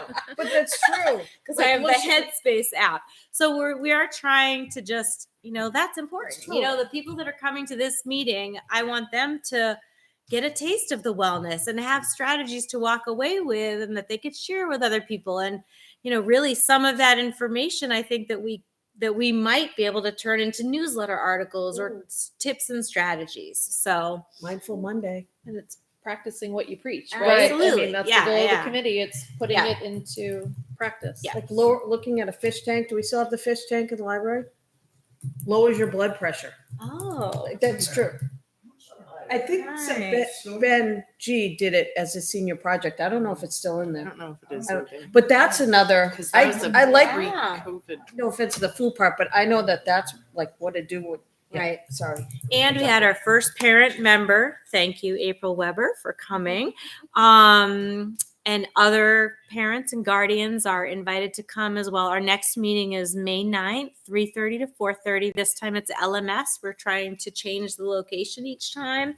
But May 9th and then also June 7th, we're going to meet too. Did you post that online? Not yet. The May Okay. 9th. No. I was just curious. Is there an option for remote attendance for people? We've had that every Awesome. time. Okay, Yes. And I completely agree. Just wonder We if need you that. might get more parent involvement. Mhm. Absolutely. Getting my kids Yeah. off the bus at 3:30. Yeah. Okay, I'll hop on. Yep. Great. Town Capital Improvement Committee. Andrew, did he go to that? I honestly I don't think they had a meeting. Okay. am not sure. And Corey would know, and he just stepped out. So Now we're moving on to new business, and the following policies are up for reapproval. And I don't know about the other board members, but I would personally like to have the whole board present if we're doing a reapproval that lasts. I don't know. What do you think, Heidi? And I think that Yeah. makes sense. Yeah. I didn't. Yeah. With three Two of of us us here. are missing. Two Yeah. of us are missing. So I think that we should wait. So, And then the second, the policy for reapproval, because they're more than 5 years old. So I make a motion that we, can we hear these at the next They- meeting? So we're just talking about the. I don't know what Can we you- go through each of these and you're just talking about the reapprovals right now, right? right, and I don't Okay. feel, those are the ones where nothing has changed. Yeah. But then we don't read them again and again. This is Right. final when we approve. Right. Yeah. Okay. So I Yeah. would say we wait on policies reapproval. Yeah. And then there's policy, the review for a first reading. Which we can do now because it will still be brought up. It'll the come back next again. time. Yeah. okay, so Group A, you want to hold on all those. Yes. So we'll bring those back on May 4th. With the understanding that they were brought forth and we pushed them off, that Do you the want- due diligence was done. Do you want us to bring in more to add to this list? Because we're trying to get through these. Or do you want us to just park the others for another meeting and only do this list next time? Depending on how the agenda is, and if it's, again, just a motion, it's just a reapproval, meaning we're Right. gonna look through them and there's no changes to it whatsoever, but we need to look at them. I think you can add more to it. Okay. I don't I mind think looking at no. those on my own time as long as they're linked by the Friday before, which is fine. I look Yep. at them over the weekend. Yep. and- Yep. Okay. Put them in the queue. So it'll be this list and then some. How's Yeah. that? I mean, Correct. obviously, if it's a really heavy agenda on other items, then, you know, but I leave it to your judgment. Policies review for first reading. Policies linked to the section are policies that require some changes to significant changes. Although policies BEC and GBI have been reapproved last year, there were recent changes to the law that were implemented by legislature, prompting additional changes to those policies. So this is for a first reading, which First I feel reading. comfortable doing without the other two board members. Yeah, and honestly, looking at all of them, comparing them to the New Hampshire School Boards Association, it seems like in every case, we're literally taking language right from the New Hampshire School Right, Boards I agree. Association. So I actually feel comfortable with all Well, of and them. the legislature made a change to non-public sessions. You used to be able to enter into a non-public session without going into public session, but you have to start in public session in order to go in. So that was the major change. Of Okay. that. So I'll make a motion to approve policies BEC. Do you want us to do it individually or can I do You it can as do a it group? any It's a way you lump. feel Okay. comfortable with. BEC, EF, GBI, IHAMA, IHBBA, IKB for a first reading. I'll second. All in favor? Aye. 300. And the next policy is one to be rescinded. And how do we feel about doing that? It seems to be the policy IGE was originally classified and assigned to the policy entitled Curriculum Guides. This policy is outdated and no longer necessary as we do not use curriculum guides any longer in the district. The code was assigned to a different instructional policy as required by the NHSPA policy code system.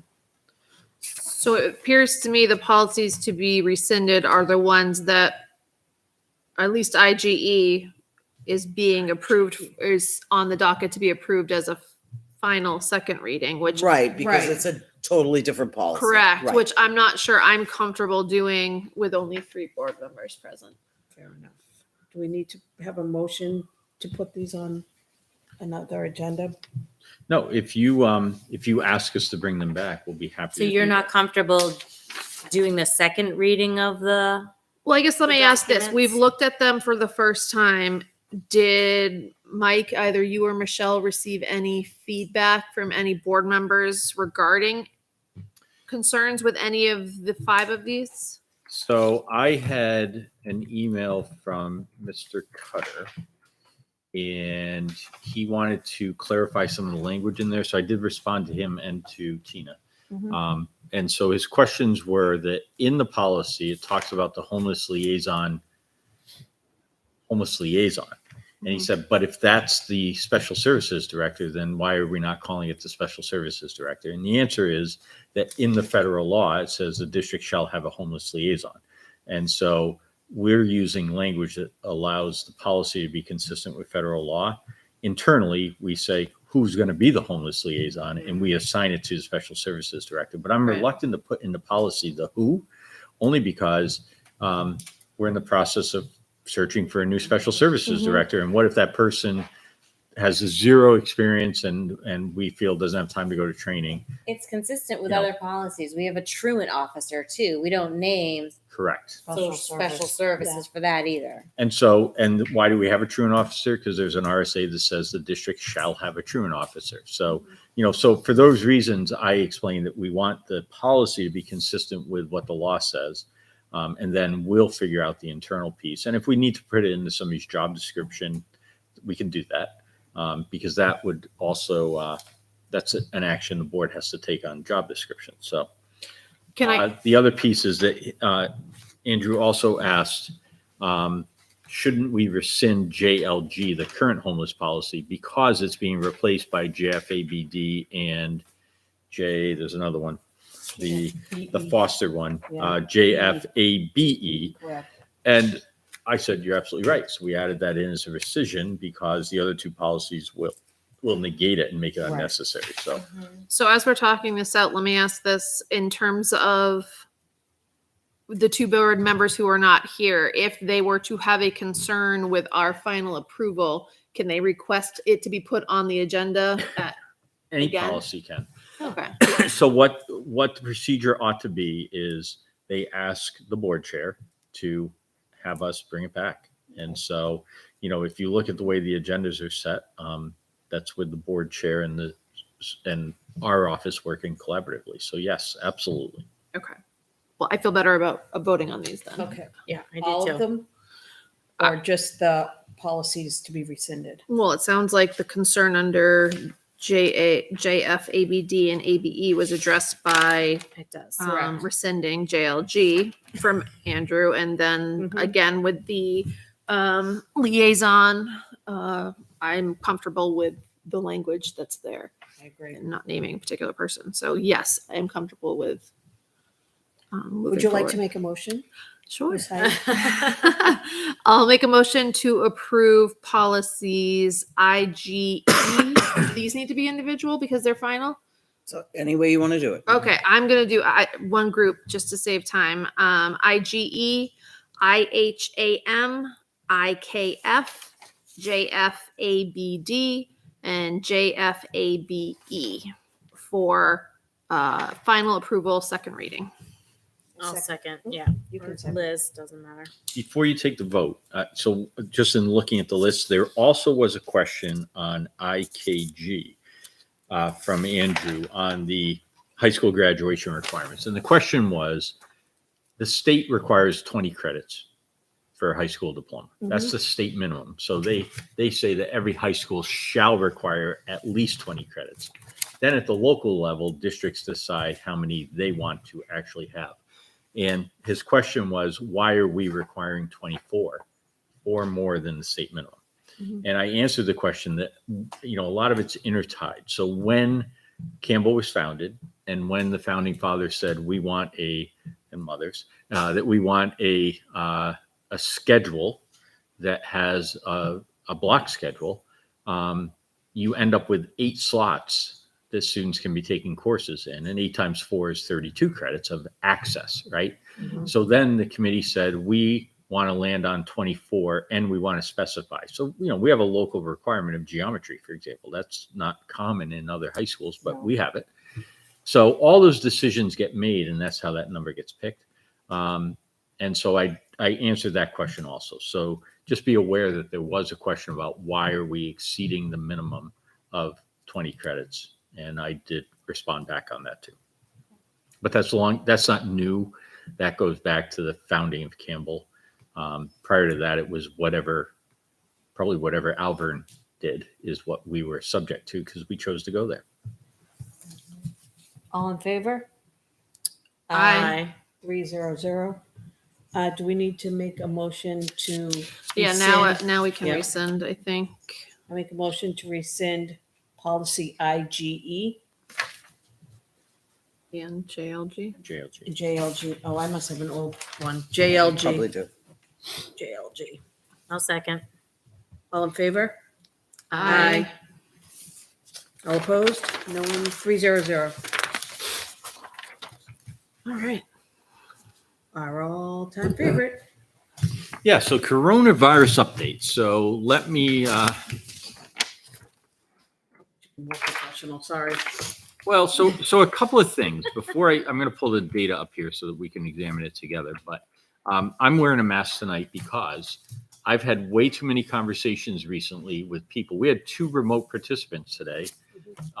This Omicron variant is sneaky, and you follow the curve of what a virus does, and it will kind of mutate to get to the point that it spreads and gets into as many people as possible. But in doing so, it also becomes less impactful to some degree. Plus, we've done all the things like vaccines and so forth to help mitigate all that. But, I've got the mask on because my family is planning to travel, and I want to make sure that I'm able to travel safely. And I've seen way too many people that say, I fought it for 2 years, I did great, and now it got me. And so that just has me a little bit nervous. But again, that's the beauty of personal choice and responsibility. So when we look at the numbers in the county, we can see that last week they ticked up again. We were down to, on March 14th, there were 90.9 new cases, and it's doubled. It's now at 179.4. And the test positivity then was 2.7%, and it's tripled to 6.1, or doubled, I guess I should say. We went out of moderate back into substantial spread in Hillsborough County. So unfortunately, the numbers are bearing out what you hear in the news, which is that it's spreading, and what anecdotally we're hearing more and more of. Well, I think the other part to keep in mind too is that test positivity rate are people who report a lot of home tests now where people know they have it, and so those aren't even being recorded. And from what I'm hearing, the hospitalization rate is not accurate or not trending up like it used to. The other thing is that you can see Griffin actually went back up into the median range last week, and you'll see in a second that they've stayed there. There's other stuff going on. There's stomach bug going around. But the other people that I've talked to who successfully avoided it also felt that they got something else first. And then because their immune system was fighting that, Omicron snuck in. So they aren't quite sure how they got exposed to it, but it's like, I'm fighting a case of the stomach bug, and then all of a sudden I find out that I'm also COVID positive. So I just think that all of these things are just, they're real. I mean, they're absolutely confronting us at this stage. So look at the Griffin numbers. But it's not as significant as it was before, hence the moderate. Yeah, it still stinks. And the reason is the vaccines are doing their job. They are, our own immune defenses are up. But, I just think it's all back to what's the smart thing to do. And, I'm debating, you saw the people taking the masks off on the airplanes this week, right? And I'm saying, I'm not sure I'm ready to do that. What's the harm of, I'm all of a sudden in a sealed tin can with 120 people that I don't know from all over the place. DOJ just appealed that. They did? Yeah. So what's that mean? Does it go back into effect? I have to wear masks until it's figured out. Like I don't. Okay. That would be my impression. So I'm wearing mine. I'm going on a plane next week too. I think right now it's the smart thing. But if you look for students, we started the month with no cases at Griffin. We hit a peak of 5. We're currently at 3 students. So, those are numbers we're seeing. And again, the home testing thing is, we rely on parents to disclose that with the home So testing. look how many other kids are absent. And then if you look at the absence rate, Stomach bug, allergies. and he dropped into low at 6.7%. So we'll let him do favorable rounding because 7 is the measure, and we'll just let that be because it is under 7. We are reporting to 1 decimal, but those are his numbers. But you can see he had 13 staff out on what day was that? Tuesday, 13. So there is somewhat of an impact being seen and felt. Going over to LMS, LMS has stayed in the low. They continue to be in the low. Their numbers are 2s and 1s. They do have 1 staff case that popped up here in the last couple of days. And then finally at Campbell, they have also remained low at Campbell. Staff absences, nothing too remarkable there. And it's 2 cases currently among the student body. But look, they were at 0 all the way down until last Thursday. It's an enigma, like Campbell. And there's 1 active case among staff. But, if you look at it, it's 3, 3, 2. So they've had a little bit more of a staff presence with the COVID. But that's where we are.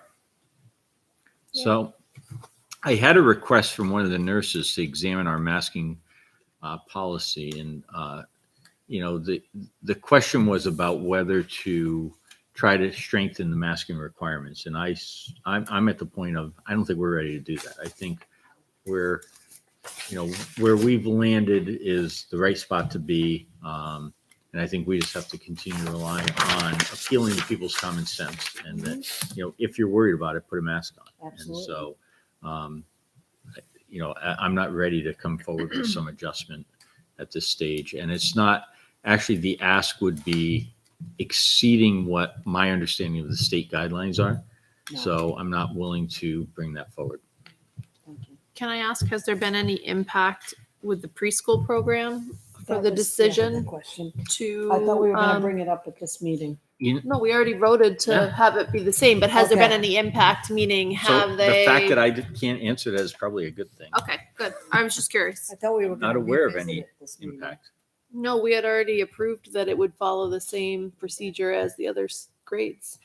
We approved that last Let's go meeting. to the bathroom at that point. But I was just curious, you know, there are medically fragile students in there. If those parents had, if there was an impact. So the fact that you That's don't a know good about it sounds like it's. Yeah. And I think the reality is we have medically fragile students Kids across the everywhere. spectrum. True. And so I Very think true. we've managed it like we have with Yeah, other you cases. do what so. you gotta do. Great. Everyone sign the manifest? You done? Just before, no, because we've got to come back to that Oh, I resolution, forgot about right? that. So, Oh, yeah. so first of all, I want to start with just a quick apology. These things are going fast and furious. To be honest, Mm-hmm. none of us have ever closed on a loan like this before. I've read that through now, and it really is just putting into writing a couple of things that you're empowering Corey and me to act on behalf of the board relative to the loan To close. Yeah. documents. And I'm going to just say out loud, that means Corey, because I'm going to have the BA be the one to handle that, but I'm a secondary signer if needed.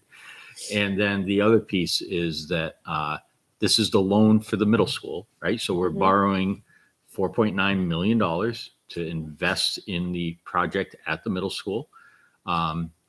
And that'll put the money into our bank account so that we can then start drawing on it to begin the project that we need to do. And it was duly voted on by the legislative body. So So I would be okay with this, with the condition that an attorney looks at it to make sure, because Came from the attorney. So- From the attorney. Who's so attorney? one of the, Our attorney. This came from our attorney. yeah, so the yellow Thank you. folder Okay. is, All right. so Diane Goro, who is, I thought it came from Bank of America. no. Oh, I was like, okay. All right. So just, Yeah, Thank I you. would read that really I know. but I want to say this on Came TV from because us. $4.9 million is I we're not know. buying a car. I know. Right. So, and so Diane has reviewed all of this. Diane sent a legal doc or a public opinion saying, this is what you need to do. And here are all the pieces that I need to see. And she wanted copies of the minutes. And, you know, she wants to have all of that stuff on hand Yeah. so that we can transmit it all to Bank of America. Got And they want it too. I mean, if you're a bank Yes. loaning that kind of money, you don't want it because somebody Absolutely. said That's there why I was a thought vote. the language came from Yeah. Bank of America and we needed to have our attorneys look No, at it. yeah, I asked when I talked to Attorney Gurrow this afternoon, I said, I don't have this resolution. I don't even know how to type one up. She said, wait a minute, we already have it. I'll send it to you. So they Oh. sent it to me. And then as soon as I got it, I linked it Wow. because, Okay. but I added the Thank you. initials and the page numbers because Okay. just so people know, I've learned this from probate, just so people know that it is a continuing document and those pages are aligned. Mm. So what do we need to do? Can So I we- sign it as So a you need a co-chair? motion to approve the resolution Okay. first. I'll make a motion to, I'm trying to find it because I feel like you wrote it out up here. Litchfield I School did, Board but I need resolution. three motions. I left one out. Oh, and then, Okay, so I'll make a motion to adopt the resolution related to the lease with Bank of America. Second. all in favor? Aye. Abstain? No one. Now, the next Okay. Declare motion, the I'll- vote publicly. 300. Thank you. the next motion we need is for the yeah, board I to see that. authorize the superintendent and or the BA or both to sign. I'll make a motion to authorize the superintendent and or the business administrator to sign the resolution with Bank of America related to the lease. All in favor? Oh, we need a second first. Need a second. I second. All in favor? Aye. Aye.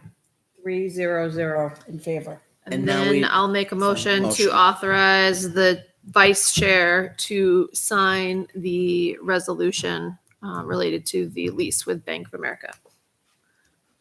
Second. Can I vote? Of course. All in favor? Aye. Aye. 300. Yay. All right. And Michelle, Just to be thank you clear, for I filling read that through here. the contract welcome. very, very clearly. I still have did more not- stuff to pull, but Oh, Yeah. While we scared sat me. I here, was in I panic read it mode when I 10 called times. That document? Yes. I did too. Very, very well written. The only paragraph that hung me up was the general liability paragraph. I had to read that 3 or 4 times to remember who the lessee was versus the lessor. But No. again, once I got it, I was good. So it was confusing me too because I had to insert executive assistant so I could notarize and assert that you're signing it because I have to. So based on all those votes, Liz is the one who should sign. Mhm. And so she'll initial, and then sign this document Mhm. that the resolution. Part. So where it says, And then I will. as lessee, who's the lessee and who's the lessor? Not we, me. we are the lessee, the Litchfield Yeah. School District. Not me. Litchfield School District. So that's where so the lessee is the Litchfield School Do I put District. that So in here? type Litchfield, right? Litchfield School District in that box? Yeah. Do you want me to write Can we it do in this there? after? Can we- Yeah. Oh, yeah. Let's keep going. Oh, yeah. Let's We'll do that. get ourselves in. Yeah, we can do it Manifest, later. does it have 3 signatures? It does. It does. Great. Yes. It's, now I go to public input. Anybody? Anyone on the phone? Let me go see Public if there's input, anybody yes, there sir. waiting for us. Can I just say something real Sure. quick? You're As a public. member of the public, should I move over there? It's just a quick thing. I just wanted to say thank you to the to LMS and the LMS PTO for supporting the blood drive in town and hosting it. So it was really successful, and the kids will be getting their gifts, their little recruitment gifts in the near future. So thank you. And I love that older kids helped out too. I Oh, think we need yes, yes. to do it we again, had yeah. like 4 or 5 high school students volunteering, which was fabulous. And Mrs. Rooney came too. Thank you, Mrs. Rooney. Yay. So I guess we'll go into non-session, I got No. nobody there again. non-public. No, I read this. Yep. The dismissal, promotion, or compensation of any public employee and or the disciplining of such employee or the investigation of any charges against him unless the employee is affected, 1, has the right to a meeting, and 2, requests that the meeting be open, in which case the request shall be granted. The hiring of any person as a public employee. C, matters which, if discussed in public, would likely affect adversely the reputation of any person other than a member of the body or agency itself, unless such persons request an open meeting. Yes, aye. I'll make a motion to go into non-public session. Second? Aye. Oh, second. All in favor? Aye. 300. All right, so we're good. We caught up.